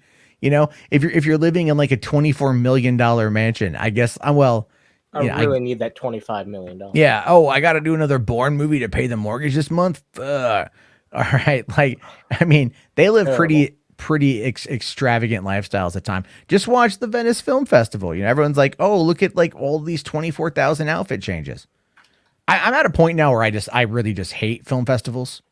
The rigmarole of it, the over the top shit with it. I'm just not a fan. I see Poindexter here. What's going on, buddy? I saw you finally home, Enosh. I saw you were streaming from a parking lot. for like a while. So talking about Tinky Winky and shit.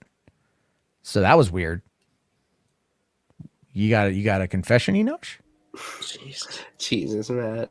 What? And then HBar's Hero $2 says Matt Jarbo voicing Harley Quinn. All right, halt right there, everybody.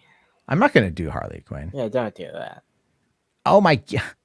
No, Hi, Mr. J. you just Yahtzee. Yahtzee. You know what? Deadshot, take that gigantic fucking metal and put it in my vagina. Oh my god. Pulverize my pelvis, daddy. Never say Yahtzee again. Yahtzee. That's getting clipped. Probably.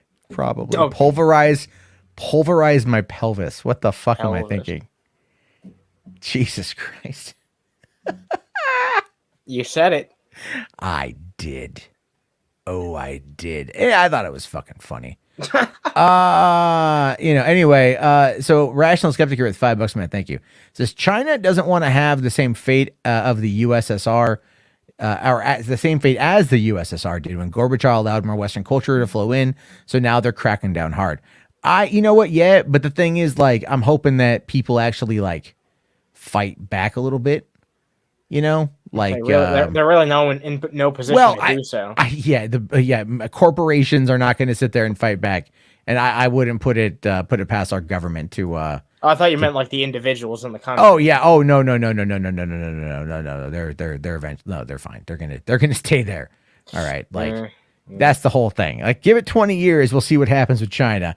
We could all be speaking Chinese in 20 years. I'm not even making that up either. I'm not even like, oh my god. I'm not even making that up. It's like there was a time like living in Southern California where it was like, well, you better learn Spanish, because you're so close to Mexico. And then now it's like, well, you better learn Chinese. And there's a greater chance of that being a reality. You better learn Chinese. Jeez. So VPN that shit. Yeah, people do. H-Bars here says, fuck Winnie the Pooh. Jesus Christ. All right, Duck. Keep the racism to a fucking minimum, dude. Okay, and then the last the last thing I want to cover today is the Andrew Garfield. I feel bad for Andrew Garfield right now. Yeah, he's in a lose-lose situation. He really, really, really is in a lose-lose situation. So he was being interviewed again for something else. Oh God. This And can't be good. well, Yeah, he says he was on like what, the cover of Variety or something. Yeah, well, so he's he's under a lot of pressure. People have been talking to him quite a bit about I hate this shit. It really I get like why reporters do this shit, but it really makes me uncomfortable when I see people really grilling like this guy and Charlie Cox constantly. Are you in the movie? Are you in the movie? It's like they're giving you their time to talk about another project that they're working on. Can you please not constantly just ask them about Marvel and Spider-Man and all that? Well, especially because they're not going to be able to give you the answer. Yeah, you exactly. Want. They're not going to tell you anything. They're not allowed to. It feels so NDAs. disrespectful to their time. I don't know. That's just how I look at it. I mean, that's one of the things where it's like, sure, I have questions. Sure, I'm curious about a few things, but at the end of the day, I would not want to burden them with that because it's not, It's I mean, not sure, it's fair. their job. It's not fair to though. them, Yeah, though. it's not fair. So saying here that rumors are still swirling about the inclusion of Andrew Garfield and Tobey Maguire in No Way Home. Unsurprisingly, Garfield has been badgered about this since rumors and supposed leaks first started, and he's found a myriad of ways to dance around it, denying it since, at first if you don't succeed, deny, and deny again. So he was asked about it in an interview with Variety. And so this is what he says here. It says here, I understand why people are freaking out about the concept of that because I'm a fan as well. You can't help but imagine scenes and moments of, oh my God, how fucking cool would it be if they did that? But it's important for me to say on record that this is not something I'm aware I'm involved in. But I know I'm not going to be able to say anything that will convince anyone that I don't know what's happening. No matter what I say, I'm fucked. It's either going to be really disappointing for people or it's going to be really exciting. And I get that, I get that whole mindset. I get that whole thing. He's kind of stuck right now. He's giving the best answer he can. You know what I mean? Feels like it. Oh no, he really really is. giving the best answer that he can. So let's look at what today is going on. I'll bring it up. I don't really care. Ooh, are you sure? Yeah, I'm sure. Yeah. I might take out 30 seconds of the fucking thing. Okay. So this is what we know is going on. So this is what they're saying right now. Someone's reporting this today. Don't know how true it is. Quality is shit.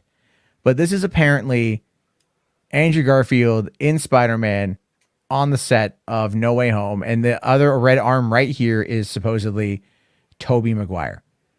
And this is what has been circulating around today. So that's it. So what I can tell you is that there was a picture version of this exact same thing that leaked about 3 weeks ago. I remember that was taken down through DMCA takedowns by Sony. This video is new, though. I don't know if this is real. It seems like it could be a very good deep fake of them making his lips move. But the picture, this is real. This is a real leak. I can tell you that much. The talking bit, though, I don't know if that's true. It looks pretty legit either fucking It looks legit, but it could also be fake. But at the same time, that other image that came out, it was also so low res, we don't know if it's real. So yeah, I mean, the picture I know is real. Like, that's like, because people, when that leaked, some people, like the insiders, the scooper community was like, oh, this is real. So the picture's real. Him talking, though, I don't know if that's real. So, well, I mean, I don't know. I don't know if that's the case or not going to be the case. There's clearly I'm not sold, to be honest with you. I'm not sold. It's so low. It's clearly his face. It's clearly a thing, but it's like, you're not sold on him being in the film, or you're not sold I'm not sold on anything till I see it, till I'm in the theater watching it, or they show it to us on a trailer. I agree that people shouldn't expect because at this point, look, I want to see it. I want to see Toby. I want to see Andrew. I want to see Charlie Cox above anything else. Show me the Cox. That's going to get clipped. Shit. I want to see all that stuff, but I also want it. I don't want to go in with such high expectations that they end up being disappointed. Yeah, that it's going to be disappointing. I don't want that. Yeah, I can understand that. Yeah, I don't want to get disappointed. Yeah, it's one of those things where it's going to be kind of crazy to see. Hopefully it's him. Hopefully it's real. The eyes kind of make it look a little bit odd to me. The mouth moving looks pretty legit, but again, the graininess of it. Don't you think that the fact that those pictures were DMCA'd shows their legitimacy on some level? No, because they could be faked. Then why would they DMCA them? Because they would DMCA them because they have to maintain the illusion. If it's completely fake, though, is it really within their right to do that? But what if they're the ones that put them out? Okay, that's... Why would they put it out there? To create disinformation, to create hype. I feel like that's maybe a little bit too bit of a 5D chess thing. Now it's possible, but I don't know. I feel like that's a lot of ifs. I'm just saying, if it was me, who did this, right? If this was flat out me who was running the show over there, I would totally do this. I would totally put out information that was in no way real, but it would dominate the conversation. And you don't even have to do it hard. You could just take a little blurry screenshot, create a fake Twitter account and drop the info. You know, it's you could easily put that out there. Someone would buy it. I mean, how many times do fake scoops make their way over to Reddit or to 4chan? How many times do people actively believe that shit? They do it all the damn time. You know. So it's not hard that the heavy amount of disinformation that can come out surrounding a movie. And if you're telling people what they want to hear the whole time, if you're telling them what they want to hear, then it wouldn't be difficult to it wouldn't be difficult at all to continue playing that game and get people hyped up. Now, I don't know why you'd want to ultimately set their expectations so high to where it would ruin the film. But you would also have to then blow them away with something else entirely. because it is a gamble. But I don't know. Like I said, I'm not convinced he's in it 100%, but I want him to be. Everyone wants him to be. Yeah, if they fight it, if they if they have a scene where they're fighting the Sinister Six or something, that's going to be like a fanboy's wet dream come true. But at the same time, I'm a little bit worried because I also feel like Tom Holland is getting edged out of his own movie. He's going to get like 3 trilogies. He'll have plenty of No, time. I know he's going to get more trilogies. So, He's still the main character. It's just the other characters in the movie are there to facilitate his arc. If I was afraid of this being like Tom Holland's last Spider-Man film, I'd be right there with you. But he's going to get plenty of time as Spider-Man. I don't mind if there's a little bit more time devoted to the other Spider-Man in this movie. That'd be fine with me. It's just this one movie. That's the other thing too. It's been 14 years since fucking Spider-Man 3. It's been 7 years since The Amazing Spider-Man 2. And he never got a proper run at Spider-Man, by the way. I will say that. Andrew Garfield? Yeah. No, I agree. I think Sony fucked him with that second movie. Oh yeah, totally. Yeah. Well, I think that it would be nice to see those characters get one last hurrah. Those interpretations. I agree. And I don't know. I'm looking forward to it. I hope that they are in the movie. It seems like they are, but don't want to set my expectations too high in case they are not in it. I do get disappointed, but I don't know. I think ultimately, again, it's still Tom's movie. The other characters, they're just there to facilitate the story. That's the whole point. Yeah, he's the main Spider-Man. He gets to be the centerpiece of this entire event. So if anything, he gets the most honor of them all. Look at it like that. That is so lame. What? It is. It's lame. I'm just going to say it. It's lame. It's lame because, look, man, I mean, I was 2002. I was 20 when the first Spider-Man came out. All right. Mm-hmm. So, I remember going opening day and seeing that movie and then going to the drive-in where we had it, and I watched that movie so many more times. I love that movie. I love number 2 even more. I'm a number 3 defender. I like that trilogy a lot. I think Tobey Maguire got what he needed at the end of that movie. He got with MJ. He was able to find peace over Uncle Ben's death. The entire third movie was about redemption. Well, apparently Sam Raimi disagreed because he wanted to do a 4th film. No, he didn't want to do a 4th film. He didn't. They offered him fucking money. They offered him money to do a 4th movie. They offered Tobey Maguire like $50 million to do Spider-Man 4 and 5. They wanted to keep going with it. But Raimi didn't want to do it because he also didn't want to do Venom. And there was such a they're also trying to rush him with the script. He wanted more time to make a good script. Like, no, we need to get this in production quick. Well, so I mean, that does make sense because 2002 to 2004 between 1 and 2, and then 2007. So it was 3 years between 2 and 3. So still so weird to think that it's been 14 years. Because I was 25 when number 3 came out. It's just so weird to think about it from that perspective. But again, it's I get it. They wanted to force the Venom angle, and that was a misfire. And then even Harry becoming Green Goblin at the end was kind of a misfire. Sandman was great though. Oh, yeah, everyone loves Sandman. And the initial idea was that Spider-Man would be the culmination, the conclusion of the Osborn storyline, and the Sandman stuff. The Venom stuff was where it got a little messy. If they just would have focused on Harry Osborn and Sandman, it probably would have been that fucked with the film too much. Yeah, it's definitely. I agree. And then also they wanted to build. With Amazing Spider-Man 2, Amazing Spider-Man 2 suffered the same as the DCEU. Exact same problem. It was a rush to the finish line. Yeah, rather than take your time. Let's rush to get a Sinister Six movie as fast as possible. An entire film that wasn't about the merit of the film itself, but about making other films out of it. That was the problem. That was also Iron Man 2. But Iron Man 2 happened early enough in the franchise in order to make it okay. And it wasn't nearly as badly written. It really wasn't. People like to give Iron Man 2 a lot of shit. Yeah. Well, no. But the thing is also Iron Man 2 was the third MCU film. So we knew that Thor and Captain America were coming after that. Mm-hmm. Plus, So- Iron Man 2 was kind of like a rush into production because the first one was so successful. Plus, it was the one that Disney got a little too involved in, and that was the one they learned No. their lessons from to be a little more hands off. Because Disney had bought it by then. It was they There's bought more it in studio 2010. notes and mandates. Yeah, for Iron Man Well, 2. I think because they had maybe in the edit, but they bought in 2010 and that came out in 2010.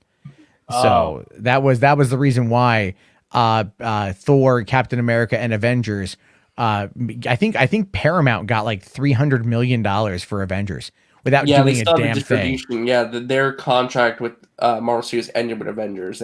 But Buena Vista, I think, was still a part of it. But I mean, I'm just saying, like, Paramount, because of their contract, got like $3 million and didn't have to do a damn thing. Paramount. So, that's the best payday in Hollywood history. I get how much? 300 million? What do I have to do? Nothing? Amazing. Nothing. Wow. Cool. I'm going to go get high. And that they did.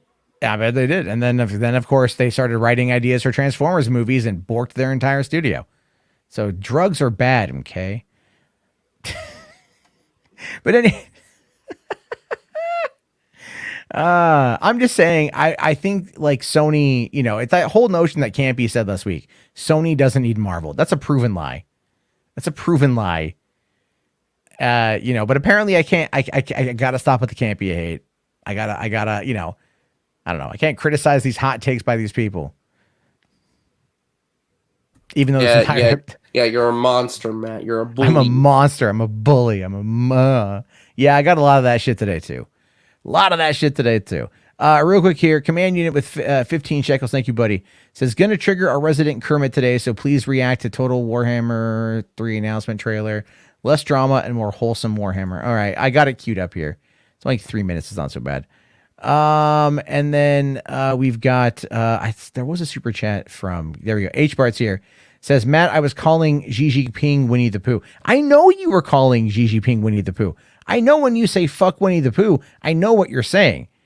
But maybe not everyone here knows what you mean, and they think you're talking about putting a fleshlight in Winnie the Pooh's ass or something and going to town. Christ, what? Dude, have you ever seen that with have you ever seen the fleshlight put into a My Little Pony? No. All right. Oh my God, dude. It's one of the most famous posts out of 4chan, out of MLP on there. Stop. This guy got a Twilight Sparkle plushie and he like put it in bondage gear and he inserted a fleshlight and like apparently he married it. No, he didn't.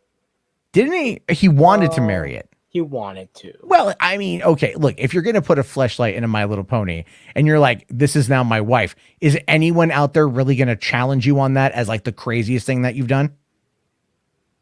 Okay. No. Yeah. They're going to be like, you're fucking a plushie of a My Little Pony Twilight Sparkle.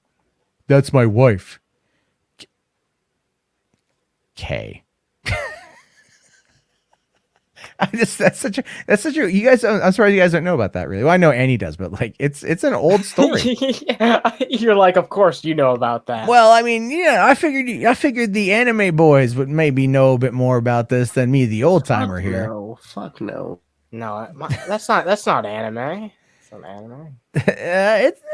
Isn't it though? It's horse anime. It's horse anime. Yeah, it's horse. Yeah. Okay. All right. Yeah. Whatever, man. All right. Let's see here. Let me just make sure I'm caught up. All right. McLeod, 10 Duck Canadian. Thank you, Manny. Says here, this also relates to the conversation of not only gatekeeping in fandom, but also fan entitlement and how fandom can take rumors and theories and a bridge too far or take them a bridge too far. They can. And a lot of it, from what we've seen, I think has a lot to do with the fact that so many of these channels, look, everyone is vying for relevance. Everyone is vying for attention. We've got 100 people watching tonight. Awesome. Thank you guys. I really appreciate it. Really, I do. And, you guys are giving me your attention. That's great. It boosts my numbers, which then boosts it in the algorithm and then goes out from there. It's perfect shit. The issue though, is more to do with like, people that are just looking for like that quick clickbait cash, because there's a lot of money in quick clickbait cash if you're able to sustain it. And that's why like every little rumor gets reported on, I'm not like discouraging or disparaging like people who have built legitimate like businesses around scooping, with the exception of Daniel RPK, because fuck him, he tried to blackmail me. But other people have done a good job with that. But it's like, when you get the rumors on 4chan or the rumors on Reddit, and it's like some random throwaway account, you never really know what's real or what's not.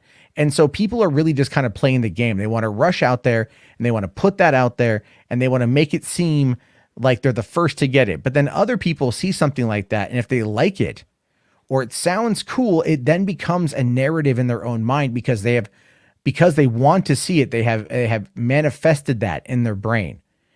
And that could become a bit of a problem. But at the same time, you never know if something you read on the internet is true or not. Like, for example, back in 2019, the entire plot of the Scooby-Doo animated movie was posted to 4chan. Entire plot. Nobody believed it till they saw the movie. Yeah, that happens sometimes. Terminator Genesis was another one. Not Genesis, sorry, Dark Fate, where John Connor, his fate was leaked before the movie came out. And that set off a lot of people before they had even seen the movie and seen it in context. They were attacking Dark Fate. And I do think that might have actually hurt the box office. I went opening weekend and I watched Dark Fate. I really fucking liked it. It was okay. I grew up watching Terminator and Terminator 2. So like, this to me is the closest we've gotten to a Terminator 3 with Cameron being involved. And I liked it for what they did with it. Was it perfect? No. Was it a bit of a rehash? Absolutely. But again, a lot of you can only really take Terminator so far. Otherwise, it ends up just becoming a fucking rehash of the same story. Yeah. So are you telling me that the Skynet in the future would go, oh, fuck, we failed. Let's send another one. Because if John Connor still survived, that means Skynet would still be there in the future. Hence why they sent back the T-1000 in Terminator 2, and they destroyed the T-1000. So Skynet's not going to send another one. Yeah, I mean, you're not wrong in that regard. I can understand that. Yeah, it's like keep coming until they achieve their goal. That's kind of the whole point. It's not just a one and done. It's not like your lazy procrastinating brother that's like, I took out the trash last week. It's got to go out again. That doesn't make any sense. I'm just saying. So sometimes that does happen, but I really I like Terminator.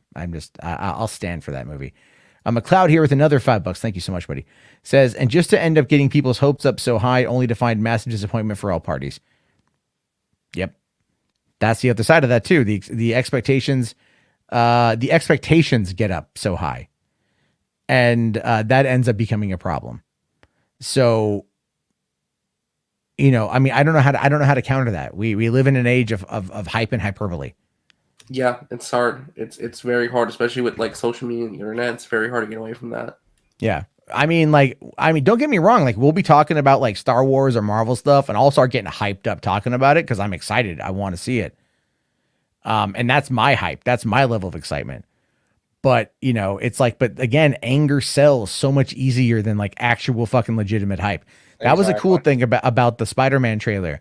There was actual legitimate hype surrounding that. Yeah, that's true. That's really true. And there wasn't excitement. negativity. It was actually positivity. And it was like, growing a lot of people's channels, real, genuine positivity. And that's what it boils down to. As I think a lot of people, they look at how YouTube is and they're just like, the only way that I can make it here is just by being pissed off all the time. But what actually sells, and it's more difficult to sell it in the opposite direction, but is strong emotion. People showing strong emotion, positive and negative, it can go a long way. It's a lot easier to get pissed off at shit irrationally.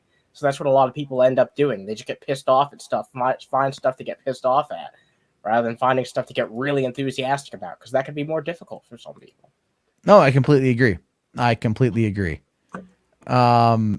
So there's that's just something there to like, kind of like think about, with this kind of stuff and how we approach it. And the thing is, if you guys are hyped for something here, I don't want you ever to think that it's a bad thing. Like, I don't want you ever to think that, that like, I want you to get excited, because when you're excited, I think you like, it allows you to like tap into a part of you that we haven't really been able to tap into much in the last couple of years, because the last couple of years have just been so fucking terrible. At least the last year and a half. it's just like everything is down and dark and dreary. And if we spend any time on the internet, I mean, even tonight, like calling out Ryan Kinnell, I wanted to call out a misinformation campaign. That's what I wanted to do. But there's other stuff to talk about. Like there's other things. Like I keep thinking about like how to do more with the channel, right? So I figured it out. I figured out a way to kind of bring back Boulder Talk Radio without bringing back Boulder Talk Radio. Are you ready for it? Oh Yeah, boy. what is it? I don't know how I'm going to implement it yet, but I thought about it. What we'll do is a post thing that will be kind of an open topic. And it's just going to be called Hollywood After Dark Off Topic.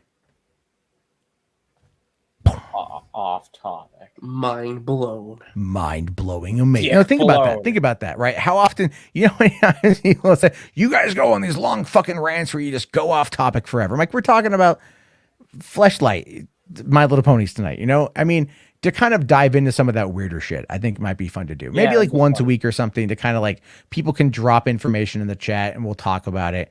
Like a little bit of a thing.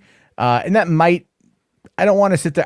The hardest part is like, and like, I'll be honest with you guys, like the hardest part is like thinking of like exclusives to like push membership. It's bad to say out loud, but it's a reality. But I don't know, I just want to talk with you guys about stuff. So I don't know. I'm thinking about it. Something I had today, one of those epiphanies where you're taking a shit. What? You're sitting there. You ever had an epiphany while taking a shit? I usually have them in the shower, but I kind of get what you mean. Yeah. All right. Well, I mean, I get them in the shower too, right? Or like post nut clarity, but that's not the point. Oh, Jesus Christ. I'm just saying, like you're saying, like, oh yeah, that'd be kind of a good idea. Like, all right, let me write it down. But first, let me wash my hands. Before you wash your hands. Well, no, I'm a sanitary individual. I prefer to be clean. Anyway, so H Bart's here. Thank you, buddy. Says Winnie the Pooh. What does he say here? Hold on. Winnie the Pooh porn parody with feces. Oh my God, H bars. We could make that happen. Jesus Christ. We I have an could, idea. but should we? I know. You thought you spent so much time thinking that you could. Exactly. I was You thinking, never stop for a second to think if you should. I'm butchering that quote, but it's that. everyone always does. It's fine. All right, and let's see. Rationals up here, another $2 says John Campea said X-Men shouldn't be in the MCU. John Campea is wrong on that one. Yeah, we had a whole conversation about that. And Yeah, we went through that last week. And then H Bard's here. The tentacles porn. We're not like hentai is a thing. H Bards. Meet the tentacles. Meet the tentacles. That could be like a new Lucasfilm game. That could be Maniac Mansion 3. Or is that Maniac Mansion 2? That's Day of the Tentacle. Oh my God. No, it's a game. It's a game. What, Day of the Tentacle? Yeah, Day of Yeah. the Tentacle is like a point and click game or something? Yeah, it's a Maniac Mansion game. Dude, Maniac Mansion is the shit. Like that would be a dope fucking movie. Why doesn't Lucasfilm give me a Full Throttle movie or a Grim Fandango or just adapt Indiana Jones and the Fate of Atlantis? Full Throttle. Or Monkey Island. If they brought Guybrush Threepwood into like live action, you don't even need to be live action. I'm not even making this up at this point. How do we petition Lucasfilm? This is a real question, by the way. How do we petition Lucasfilm to make a fucking animated Escape from Monkey Island movie? You know what really pisses me off? The fact that they killed off LucasArts just to make Lucasfilm games. Well, what if they? I know. What if they do it like what they do with Big Hero 6? It's a Marvel comic, but Pixar took it to adapt into a movie. What if you Well, just do it? Pixar didn't do. Oh Big no, Hero not 6. Pixar. My bad. Disney Animation. Hi, You do that with Monkey Island. Like Lucasfilm license, like basically let someone else take it over, like one of the animation companies, either Pixar or Disney Animation, to do a Monkey Island movie. I mean, well, Disney Animation, they handled Monsters at Work and it looked great. So, and by the way, if you haven't seen Monsters at Work, watch Monsters at Work. It's fantastic. It's like basically Monsters Inc. 2. Like literally.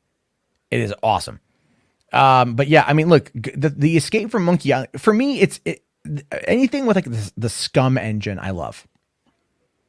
And the SCUMM engine was what they designed Escape from Monkey Island and Indiana Jones and the Fate of Atlantis with, and I think even Maniac Mansion. It's point and click stuff, but it's awesome. Like, have you guys ever seen the Fate of Atlantis? Do you even know what it is? I've seen some clips of it. I never played it myself, but I know what it is. Hold on, let's see if I can find Fate of Atlantis trailer. If there's a trailer, I don't know if there's a trailer for it. Oh my God, there is a trailer for it. Yeah. Oh baby, yeah, we're gonna watch this shit. Because okay, like as far as I'm a big Indiana Jones nut, and as far as this stuff goes, Indiana Jones and the Fate of Atlantis is, in my opinion, the best Indiana Jones video game that they've done. All right, so it's old. This is like early 90s, right? But it's clearly about Atlantis, which is just a cool subject anyway. I don't remember what's in this trailer, but probably no dicks. Let's hope not. Or no. Wow, that's the song. Yeah, but it's the MIDI version, baby.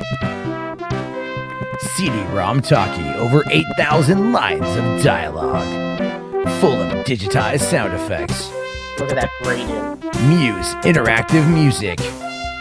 They must have thought that gradient was so impressive. Look, it moves and everything. It's early 90s, dude. Like, wow, it's Indiana Jones. it's 93. CD-ROM available, spring 1993. Yeah, it's GD, all right. But it's like, it's just, I love the style of animation. Yeah, it's got a unique style Dr. to it. Uberman, fantastic news. Connor, at last! I've wanted for a long time to make a point of a Charles game like has this. kindly provided. What on earth? Isn't it amazing? I might do it eventually. You should, yeah. You fool! You come back to show me this prehistoric knick-knack? Herr Doctor, I believe this knick-knack, as you call it, comes from the lost city. Then we have failed. I see no evidence here. I love the of a magical stereotypical metal German plate voice. called Yeah. orichalcum? Look here, concealed in the base is a small shiny bead. And it glitters like fire. It reminds me of like the old King's Quest. It's my guess we found... Yeah, a little bit. It's Yeah, the I same can see genre. I never guessed. He must. Yeah, you're right. Same genre, yeah. My God.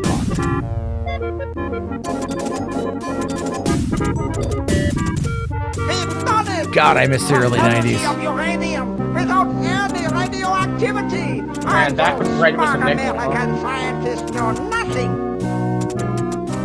That gives me an idea. Suppose I place the bead inside the statue's open mouth.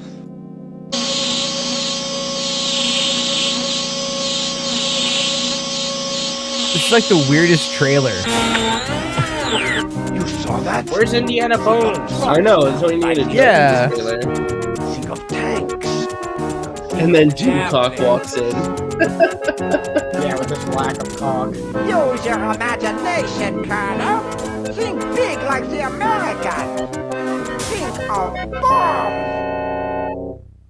Where the That fuck's was like Indiana Jones? I don't know, but here, hold on. This is a 30-second. Where the fuck is Indiana Jones? He's Indiana Jones was there in the tan suit, like Obama. There he is. like Obama. Like Obama. In the end, save the day. Damn, there's a redhead. Look at that. Yeah, No redhead erasure here. Yes. not yet. Not yet, yeah. I mean, it's cool, man. Like, it's just Yeah, for a game of this type, it looks pretty cool. it is really cool. Man, it is- Hollywood it- sees that redhead, and all I can see is a black woman. Like, It's oh my God, shut up. Also, There's apparently, the chat saying you might have skipped over a couple super chats. I know I didn't skip over them. We just started talking about Indiana Jones, and I just jumped ahead to that. So anyway, Okay. all right, thank you guys. I appreciate that. Jess here says weebs do virtual waifu on their portable device. That is also very true. Yeah, a lot of weebs. So is the video of Andrew a deep fake? I don't know yet. Not till we see the movie. Part of it looks okay. Part of it doesn't look okay. I don't know. We'll have to wait and see. Okay, obviously we're talking about the Terminator stuff there. Okay, sorry. McLeod here with $5, man, says Mephisto, Doc Strange's in WandaVision is a prime example. Oh yeah, of taking things too far. Yeah, dude, 100%. Yeah, good thing he's in No Way Home. If Yeah, good thing. Oh my god. Yeah, that's the thing. Oh, Jesus Christ. Yes. Oh, gee, I'm waiting for the next trailer whenever that drops. Me too. That's gonna I get they're gonna do the second trailer right before fucking Venom. Oh yeah. And then yeah, if it's like Jesus. Oh my, if that's Mephisto. I don't know how to feel about that. All right, we got when it's Mephisto. There we go. When. Yes. Toddy or $10. Thank you, buddy. Says, do you think Grace Randolph is a Zack Snyder simp? Yes. Yes, I do. But that's fine. Why do you think that? Because like she seems to like get into fights with like all other fucking DCEU directors. But like Zack like shows up on her channel. You know, like Kathy Ann bitches her out. James Gunn has cock slapped her twice. Oh yeah, what was it over this time? Bane and Peacemaker. It was over Bane and Peacemaker. Yeah, we were talking about that like the other night. Oh no, I think I was on Enosh's stream. We were talking about that the other night. Was she trying to allege that Bane was in Peacemaker? Yeah, she said technically he's not in the show, but he's in like the last scene. Yeah, the cliffhanger. The cliffhanger ending, and it's going to be Bane, and then James Gunn's like, technically you're wrong because he's not in the show. Yeah, he's not in the script. We never filmed anything with Bane. He's not in this. So, I mean, who knows? It's entirely possible that, like, James Gunn's like, shit. You know, I don't know. I mean, look, this guy's like, they lie to you. Everyone, like, I'm just going to be honest with you guys. Everyone in Hollywood lies to you. Never take anything they say at face value. And that's a reality. It's a reality. They're sworn to secrecy. That's what it boils down to as well. Like, yeah. Yeah, I'm just saying. It's just, no one even worry about that one. But I don't know.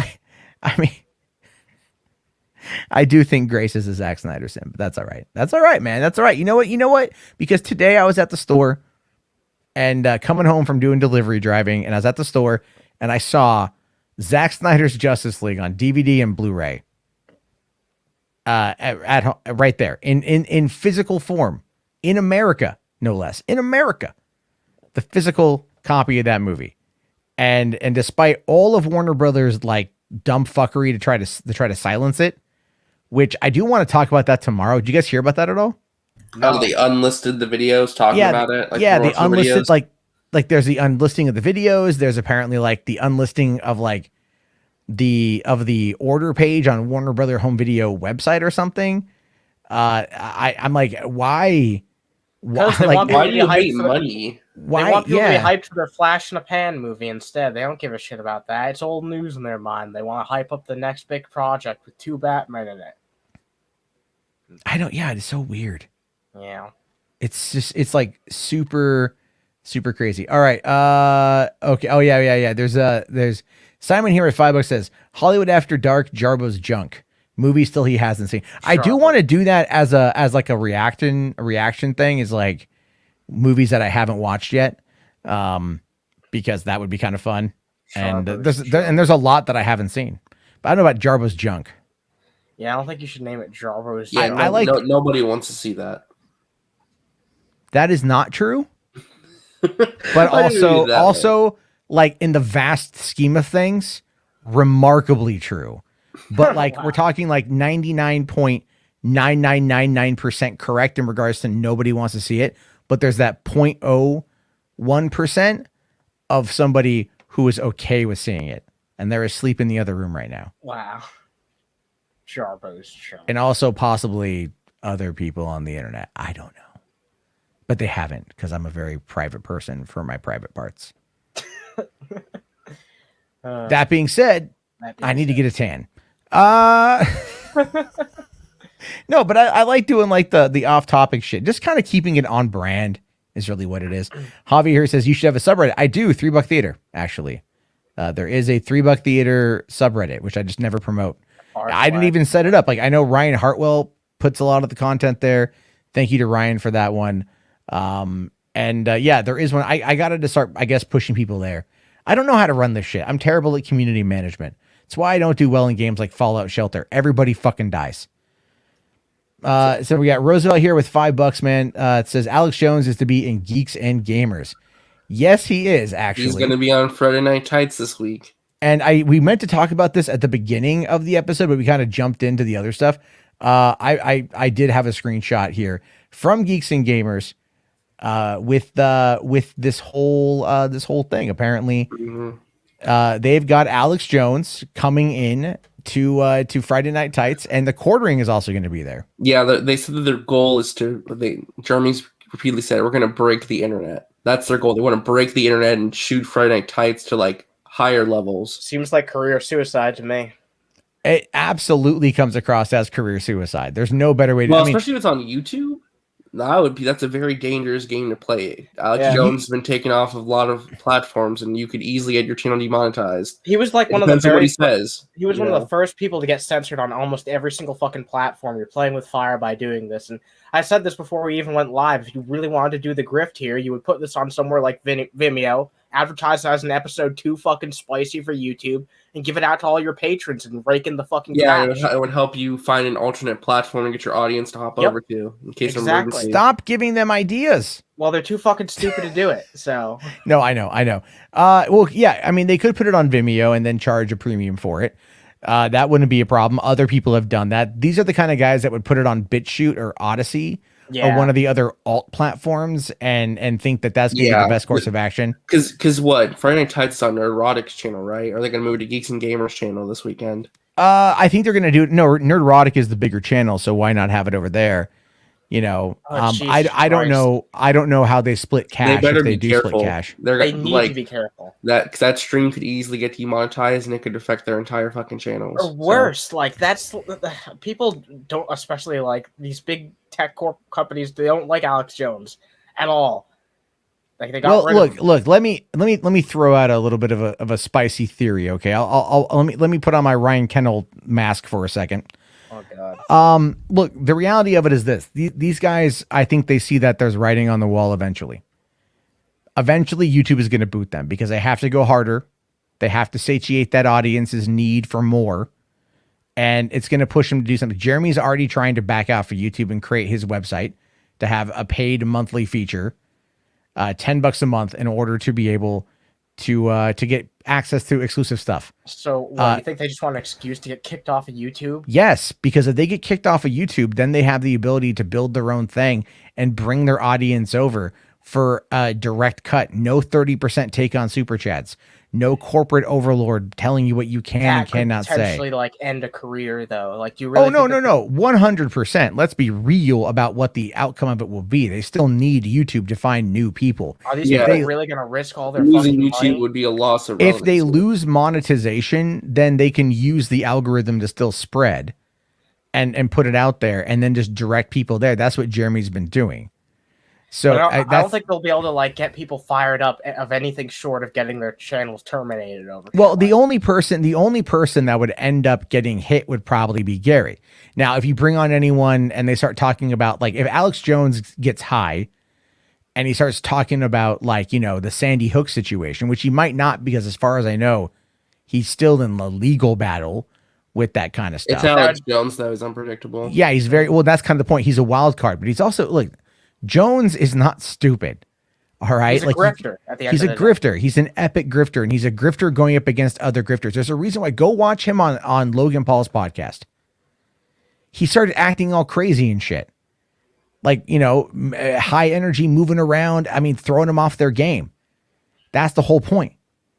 That's the kind of shit that it's entertainment. That's what he does. He knows how to ramp it up to 10. And if he sees a situation where he's got a massive audience of people that are watching him, he's going to ramp it up to 10, because that's going to be what's going to get people to go to band.video, his website, or infowars.com. Mm-hmm. That's all he cares for at the end. He wants to get exposed to a new audience of people because he needs it. I guarantee you the Infowars, because the app was banned off of iOS and Google Play. Mm-hmm. And there probably hasn't been much growth on that front because, for one, Owen Schroyer, the other guy, like the number 2 over there, he had to turn himself in for the insurrection, for his part in the insurrection. I know he had to turn himself in. I think it was because of the insurrection. But They're not growing, and so why? I just think it's fucking hilarious he's going to be there because he's not really an entertainment. He's not really a pop culture commentator. He's like political commentators. Be like, Yeah. Well, Alex, what do you think about the Shang-Chi box office? Right? It's fucking crazy to think about in your head. What do you think about Kathleen Kennedy being fired, Alex? What do you think of Victor Von Doomcock? Oh, we're best friends. Yeah, I don't know. Well, the thing, Doomcock is going to definitely show up. And to me, that's going to be really funny because Doomcock is going to end up, I think, like, you know, maybe running his mouth a little bit too much. If they're really into that kind of stuff, I don't know. They may or may not be. I don't want to sit there and over speculate on what could happen. Who knows? It's gonna be like I'll be out doing delivery driving. I'm not even going to tune in because I just don't care enough to tune the hell in. But I'll be interested to see is going to be more of the of the fallout from it. The aftermath. Yeah, the aftermath of it's gonna be interesting. Or to me. something really bad happens on stream, like something like nasty said that could really hurt them. People like, you know, if it gets YouTube's attention at all. Well, I mean, look, the thing is like this. They have enough. YouTube employees are going to be watching this. Yeah. Oh yeah. Anytime Alex Jones, I mean, but he's also been on with Joe Rogan and not had a problem. Difference is that I think people like Joe Rogan and Logan Paul are much more protected by YouTube than these people. They're very protected. That's a good point. Well, they are protected, but then again, I mean, we don't know. They could get a strike or. Yeah, I don't want to overly speculate on it, but it's, you know, I know people out there are going to be wanting disaster to take place, and that's also kind of what they want you guys to do. Exactly.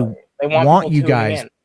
People to tune in. They want people to wait for a dumpster fire. That's exactly what they want. And so, I mean, again, it's kind of like, look, you can, you know, we're all going to probably know about it. People are going to be talking about it. We're talking about it right now. I think it's going to be funny to see how things turn out. But I also am not going to, like, you know, sit there with popcorn and just wait. I've listened to Alex Jones talk multiple times, you know, like on different podcasts. I've listened to the guy. He is a wild card. But if I don't think anyone there is going to like trick. The thing is, what's he going to do? He's walking into a group of people that are so out of their fucking element that he's going to steamroll all of them because you can't contain Alex Jones. So it's like, what if they think that they can too? Like, that's the funny thing. It's like, well, they might start going like, they're going to talk SJ. Okay. So here's what's going to happen. All right. Like, you know, you're going to see people like the quartering is probably going to try to talk about like political stuff. Yeah. China's influence on Hollywood. The way that they made it out like they were trying to keep it pop culture, but we all know that's not going to fucking happen. No. I mean, dude, I try to keep it pop culture here, but we talk about like, you know, Dick a lot of other, all that shit. Yeah. A lot of crazy things. So it's that whole notion though of when you realize that what they're going to end up doing is, you know, Jones is going to come in like a fucking wrecking ball. And who's going to be able to control him if he decides he wants to go off the rail for entertainment value? Because there's no skin off his ass if he starts going nuts. So it's like, you know, he starts going like, all right, we're going to be talking about the aliens coming down from Planet Nibiru and Planet X and shit. That's something Gary wants to talk about, but maybe like not everybody else because they're not really familiar with that topic. Yeah. You know, but then Jeremy's probably going to want the quartering's probably going to want to talk political. Geeks and Gamers is going to want to talk about the fraud. Right. He's going to want to talk about the fraudulent election because that's the kind of shit he's into, pressing that stuff. Ryan Kendall is just going to mimic and parrot whatever the hell anyone else says. And then, I don't know, Odin is going to sit there looking like, I don't know, like the bolder, smellier brother of fucking Rasputin. You know, I coined the term Chodin. Chodin, yeah. As I told RJ, I said, call him Chodin in your video. I did a couple times in the video. You did, yeah. I laughed. It was pretty funny. Well, he's definitely like politically aligned with Alex Jones. He probably listens to him all the time anyway. He's gonna be like geeking out like a fangirl, I bet. Probably. Again, I'm gonna wait and see what happens. I think it's gonna be funny either way. And the clips will be circulating around Twitter, which is awesome because then I don't have to go digging for them if I need to talk about it. Because I know that his son Rex Harrison has been on a couple different podcasts where like they've talked about me, and so Rex Harrison is very well aware of who I am. Yeah.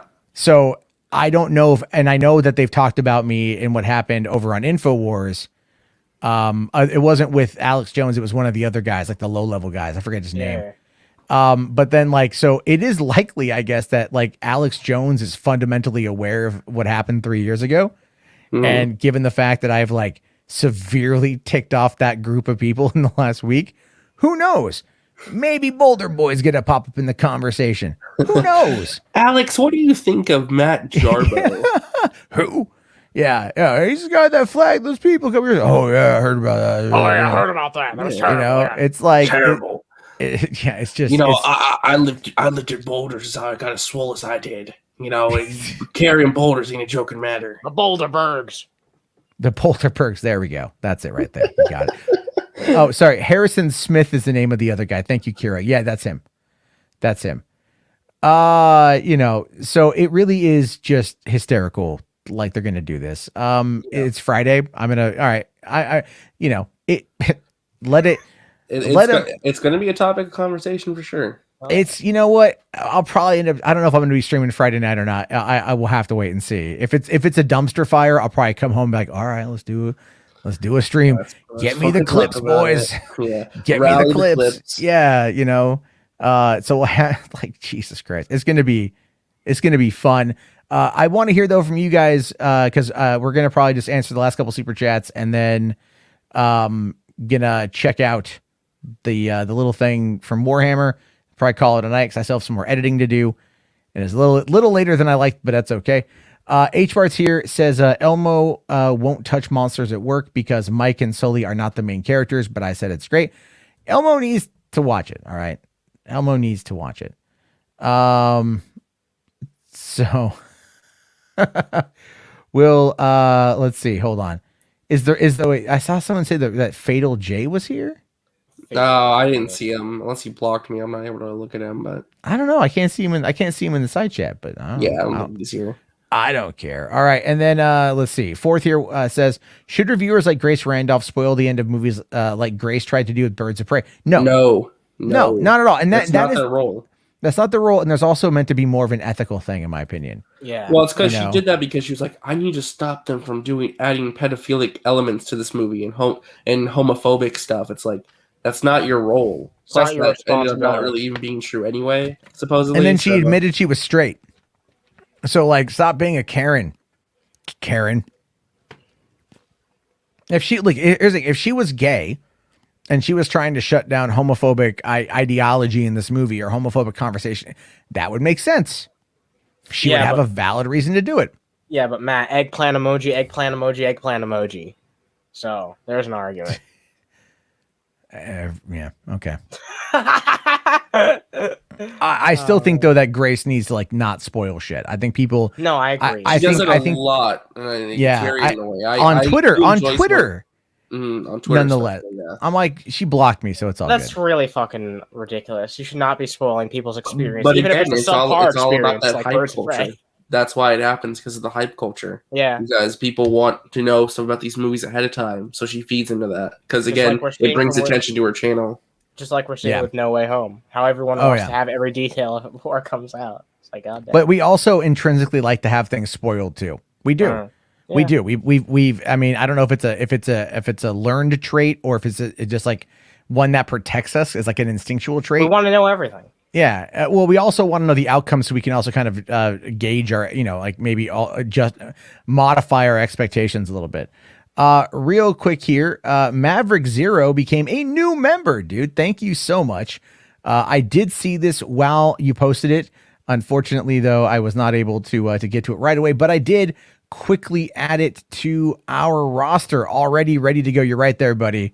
Right then under Obi-Wan. This list is getting full. I'm going to need page 2 in the next week or two. HWAD, Hollywood After Dark channel members. You guys are fucking fantastic. Thank you very much, Maverick. I really, really, really appreciate it. Thank you to everybody who has been helping out on that front. And all right, let us get to the last one here. Okay. Command Unit says here, Russia Today wanted Alex to host like Larry King. Oh, I'm sure. There's a lot of money. There's a lot of money coming out of Russia, and there's a lot of money where all that kind of stuff happens. Yeah. Captain James Biggins here says it will be the death of Friday Night Tights. Just watch to see the end of the Fandom Menace Part 3. Maybe Who knows at this point? It's been such a horrible year for them, to be honest. Just like L after L after L. Who knows? Yeah, I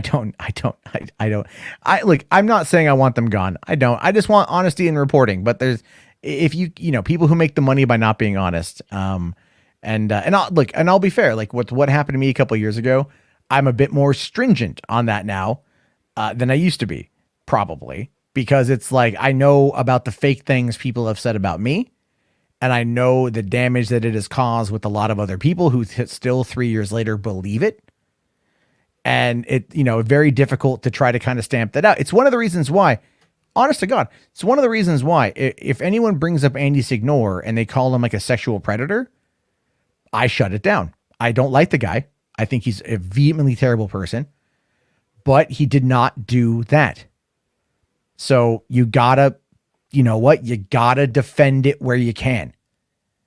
That's how you get factual information. Defend the factual information and shut down the fake shit. That's my thing on that one. Real quick, Maverick here says, no problem. Always been a big fan. Thank you, buddy. Really appreciate that. All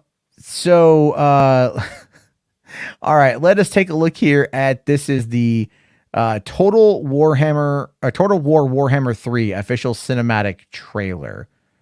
I think this is the one that he had wanted.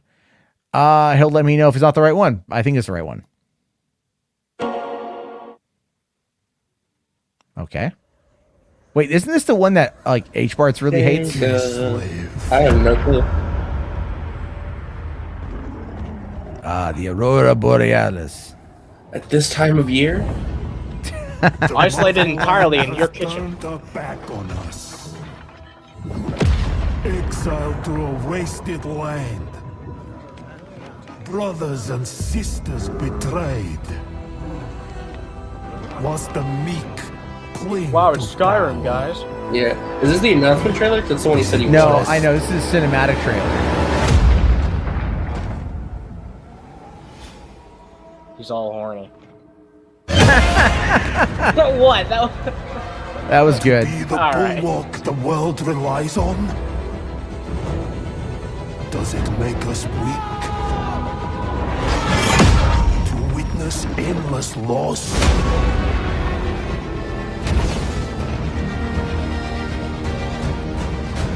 Do we falter?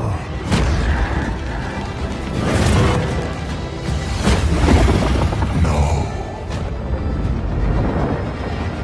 We are molded by it.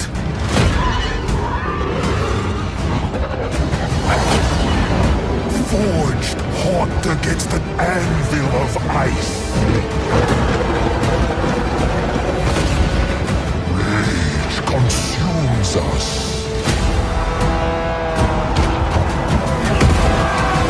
But from the fire, we rise again.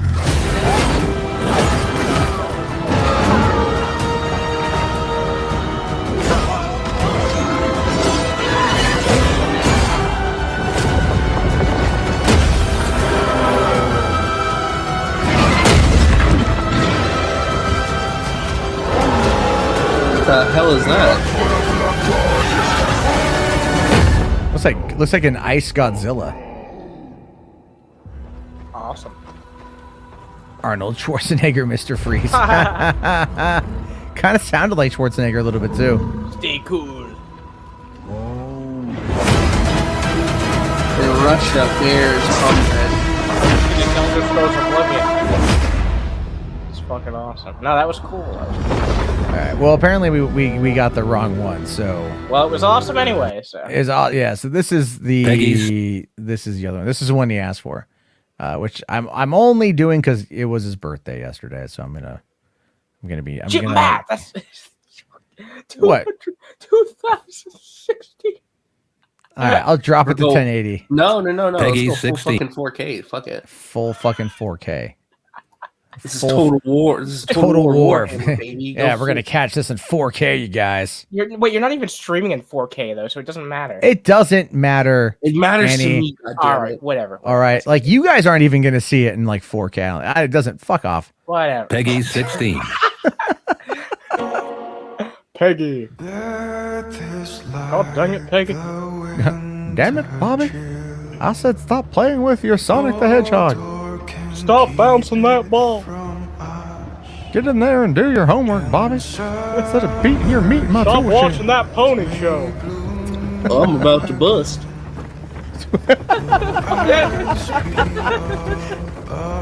Alright, that's kind of cool. My child, Oh no, this is beautiful. Yeah, this is really nice. there is so much to tell you. But I have run out of time. The sacrifice I made was not enough. The dark gods still feed on our transgressions. This looks like Warcraft. A little bit, yeah. A little bit. Yeah. Damn, that's cool though. Obsession. Where's Cthulhu? There's your mom. Oh my god, man. Rage. Oh, it's Diablo. Holy shit. It looks like You Diablo, must yeah. first It did look be like the- Diablo. Oh shit, Elsa? Holy crap, it's Elsa. Whoa. Like that would make Frozen infinitely better. If Elsa's like, we're gonna fuck some bitches up. Is this the Holy Flaming crap. Pumpkins? Damn, 1 frame per second. That's awesome. That's the Wild Hunt. I was gonna say something. Oh shit, someone died.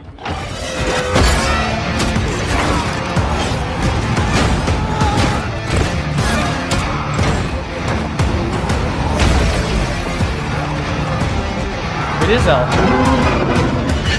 Jesus Christ.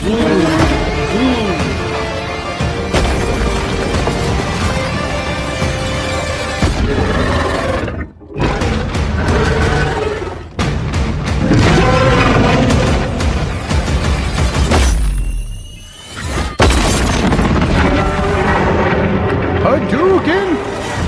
Conquer your demons. Your demons. Your demons. You know, that's code word for masturbation. Damn For me, it is. I told you to control more demons. Damn it, Bobby. Dang it, Bobby, stop fighting off all those demons. Alright. What the fuck? I don't know. Geralt? It's an after credit sequence? Coming 2021. 2021. Like, Is it that looks real? cool. No, but it's for Total- PC. Yeah, it's for PC. Why didn't they just call this Total Warhammer? Ooh. Ooh, that's on the nose. It is. Frozen versus Balrog. There you go. Command, you here's $5. Thanks, buddy. Did you see Double Goober trailers. 316's comment? Yeah, I did. God dang it, Bobby, stop putting that fleshlight in My Little Pony. Don't you know I have a narrow urethra? I can't. Dang it, Bobby. It's hard to do, man. God dang it, Bobby. That's good. That's a good one right there. But Thank you. Dad, it's Carrot Head.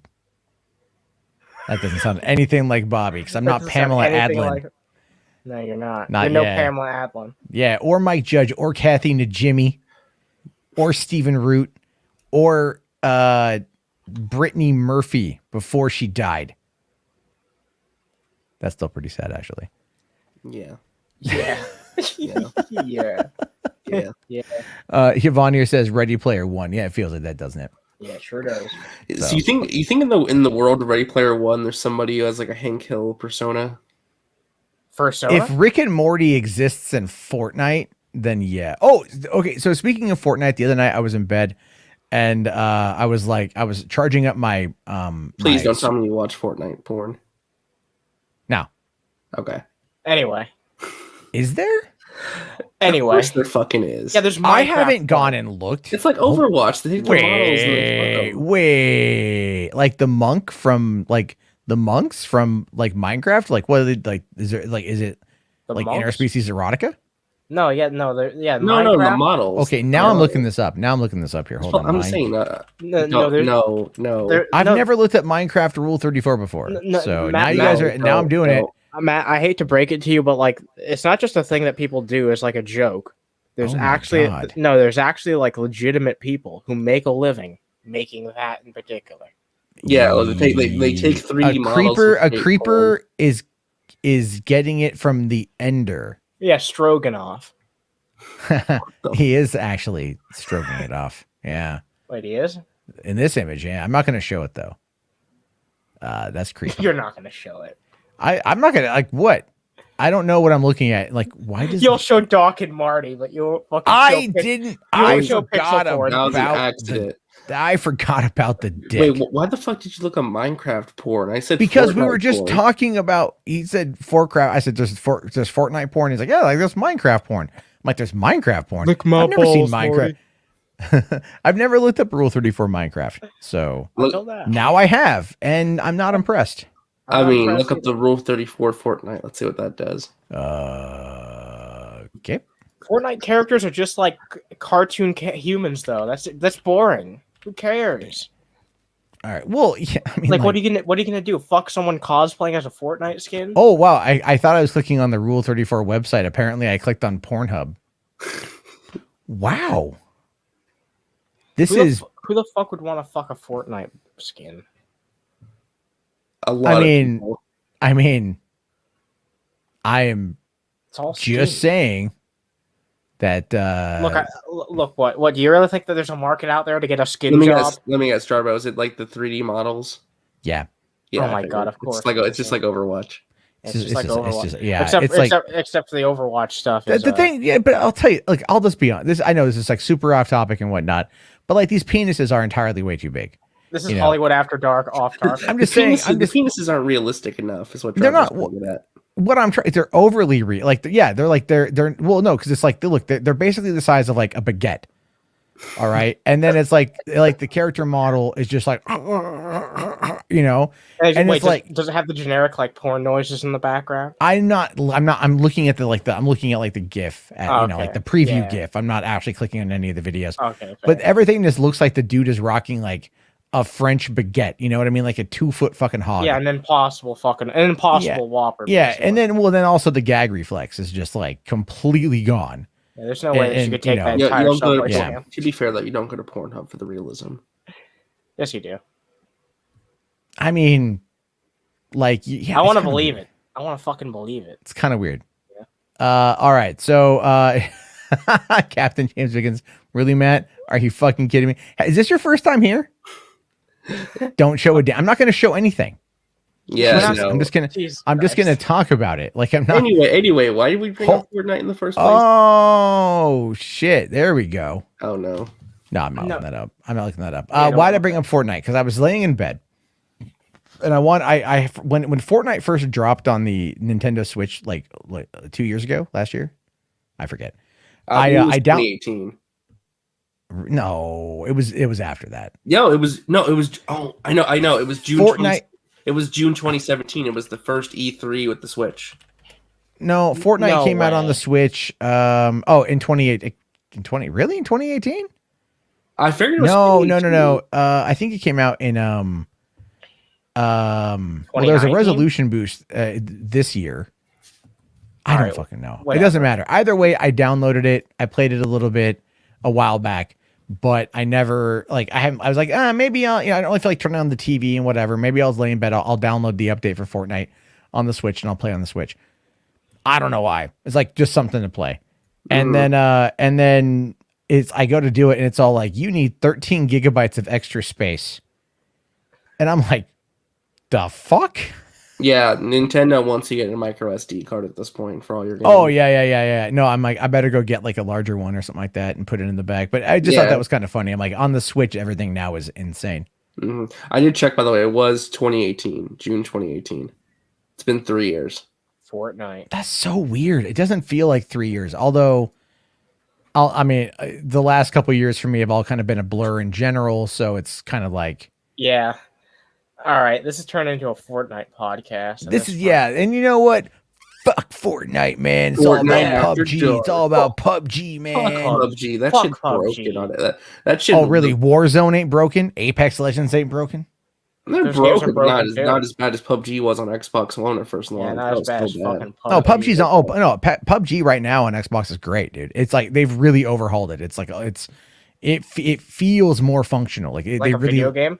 yeah, yeah, I don't know. exactly. I feel like PUBG just been overshadowed by everyone else. You know, everyone else took what it did and just made it better. To where it's like, who wants to go back to the old one? You know? Yeah. No, I get you. I get you. So, all right, guys. On that note, we're gonna like rip Battleborn. No one says that, Kira. Some people really defend Battleborn and say, no, that was a good game. It just got overshadowed by Overwatch. You know? It's I refuse to give Gearbox any money. Even for Borderlands? Fuck Borderlands. Borderlands is a shit series. It is. Oh my god! It's a shit series. It's no. No, Aesthetically, no. Aesthetically, it's a nice series. Aesthetically, it looks pleasing. It's a great series. The It's a gameplay bad- is awesome. The story. and Oh, characters really? are It's fun. what? It's a what, random gun generator. Ooh. Yeah, it's a looter shooter. It does looter shooter better than most games today still do. Because they added in a random gun generator, and it's like, fine, whatever. But still, like, the story was crap. Characters are kind of fun. There's a lot of monotony in the gameplay.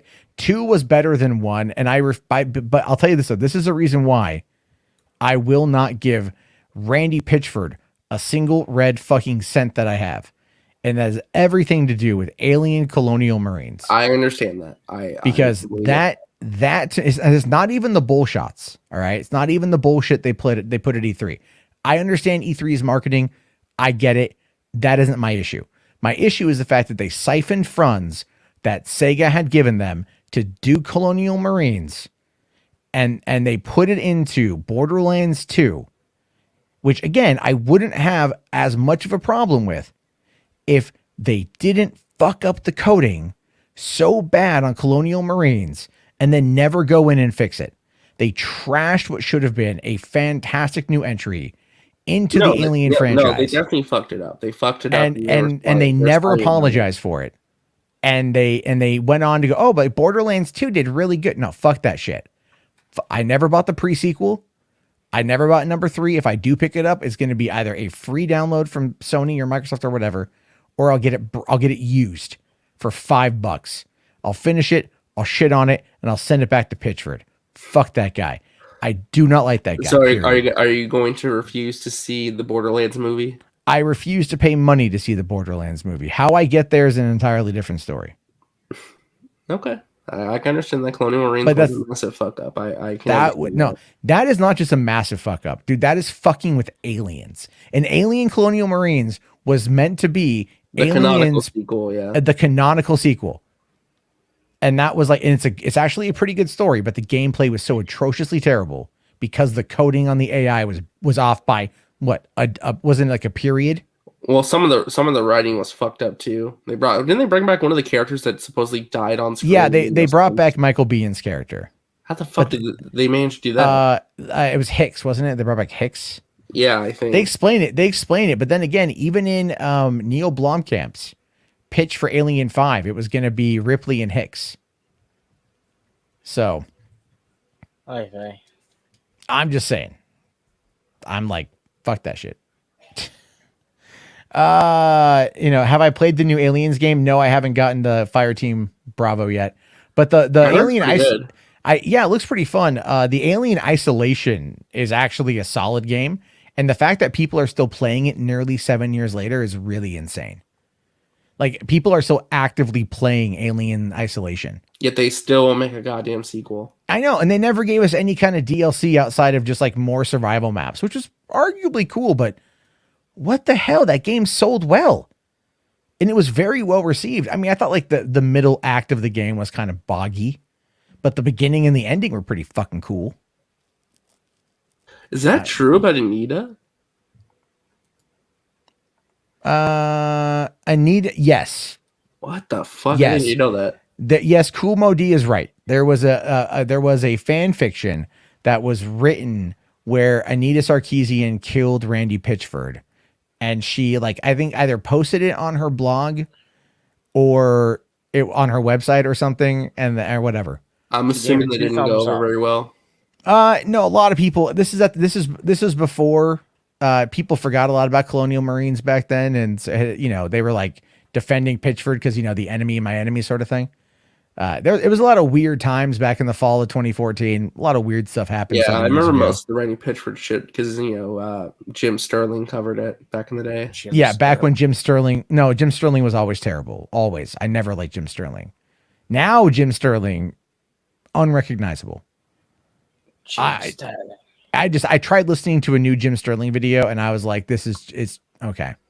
It's literally the opposite end of the Fandom Menace. But yeah, the quality of the videos are taking a nosedive, sadly. Yeah. And I don't want to make the say, well, it's just because they Jim transition. No, it's not really it. It's just I don't know. No, I don't think it's that at all. I think Jim is going through a midlife crisis. To be honest with you, I've seen some wrestling videos; those are kind of weird. But I think when it comes to Jim Sterling, the biggest issue is that the industry is not where it was 5-6 years ago. It's largely moved past Jim Sterling. It's largely moved past a lot of the commentators that were around back then. Angry Joe is a shell of what he used to be. Yeah, but at least I can still watch Angry Joe and not mind it too much. Content's still watchable and I still enjoy it from time to time. Jim Sterling, it's so negative and so depressing, and it's just it's not fun to watch anymore. And some of the takes are just such garbage where it's this is not the same person, which I get that people change over time. It's I'm not interested anymore. At least with Angry Joe, you could say shell of his former self, but at least there's still some effort a little bit. He still does the same type engaging conversation. He still does do his angry reviews, and they're pretty similar to what he's always been doing.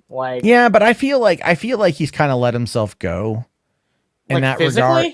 Well, yeah, that too. But I mean, it's a pandemic. I get that. Plus, age happens, dude. Yeah, well, anyway. Age happens. My neck has gotten my jowls. You know what I mean? I would love to go get liposuction and just suck that shit dry. Oh my god. What? Go in there, clean out my neck, maybe shape up my gut a little bit. Suck it dry. Just maybe thin out my thighs, but yeah, give me that thigh gap.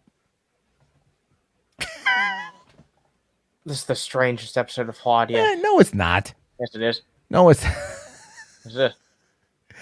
Hold on. Jacob here says Scarlett thought Black Widow could make 1.2 billion at the box office. Pre-pandemic, it would have. Oh, wait a second. Oh, absolutely, man. Absolutely. Pre-pandemic, it would have coming. If it would have been planned, and I don't want to go into this too much because we are coming up on 3 hours, and I know if it would have ridden off the high of Endgame, Far From Home, and came out to kick off the summer of 2020, it probably would have made $1 billion. Yeah. If it would have come out May 2020, no pandemic, also having, I think there might have been WandaVision or another one of those shows right on the horizon. So it would have been Falcon. Falcon was supposed to. Yeah, Falcon. Yeah, it would have been Falcon. That would have tied into it, and that would have blown it up. It would have absolutely done 1.2 billion. Not even an issue. But the thing is, though, holding it for a year, there was diminished hype. Releasing it with Disney. I mean, it made a lot of money on Disney Plus Premier Access. But it's again, even right now, it's just the highest grossing film of the year is Fast 9. And that has a lot to do with China. Yeah, it's the international market. They keep saying, but Fast 9 made so much money. Yeah, but you're ignoring the fact that it made most of it internationally. So it's not a very fair comparison. But yeah, exactly. Exactly, guys. Well, on that note, I want to say thank you very much to RJ and Anna for coming on in and hanging out with me for the last couple hours. I always appreciate their input. Of course, I appreciate all of you guys in the chat who have come in, whether you've stayed the whole time or you have been coming in and out whenever you want. I appreciate you guys. Thank you so much. Thank you to the new members that we've got. Thank you to everyone who kicked down the super chat tonight. And remember that I like you, even if no one else does, which is not true. Everyone likes you because you are Hollywood After Dark. And like the video, or else Miss Mint's gonna pop your ass. She can cap a bitch. Yep. I just like this one. I just really like this one. I don't know why. It's real funny. And then keep an eye out. I'll probably post it in the probably somewhere. This should be up in the next day. By tomorrow. Awesome. So. I look forward to that one. It's a fun story. I don't know the story behind it. I was like, where the fuck did Ronald and Ronald and friends go? Where's Grimace and the Hamburglar? They got it's kind of what you might, well, if you followed, you would have been 9, I think, when all this stuff started going down. So old school. All right, everybody. Huh, it's time to go. Have a good night, everybody. Thank you so much.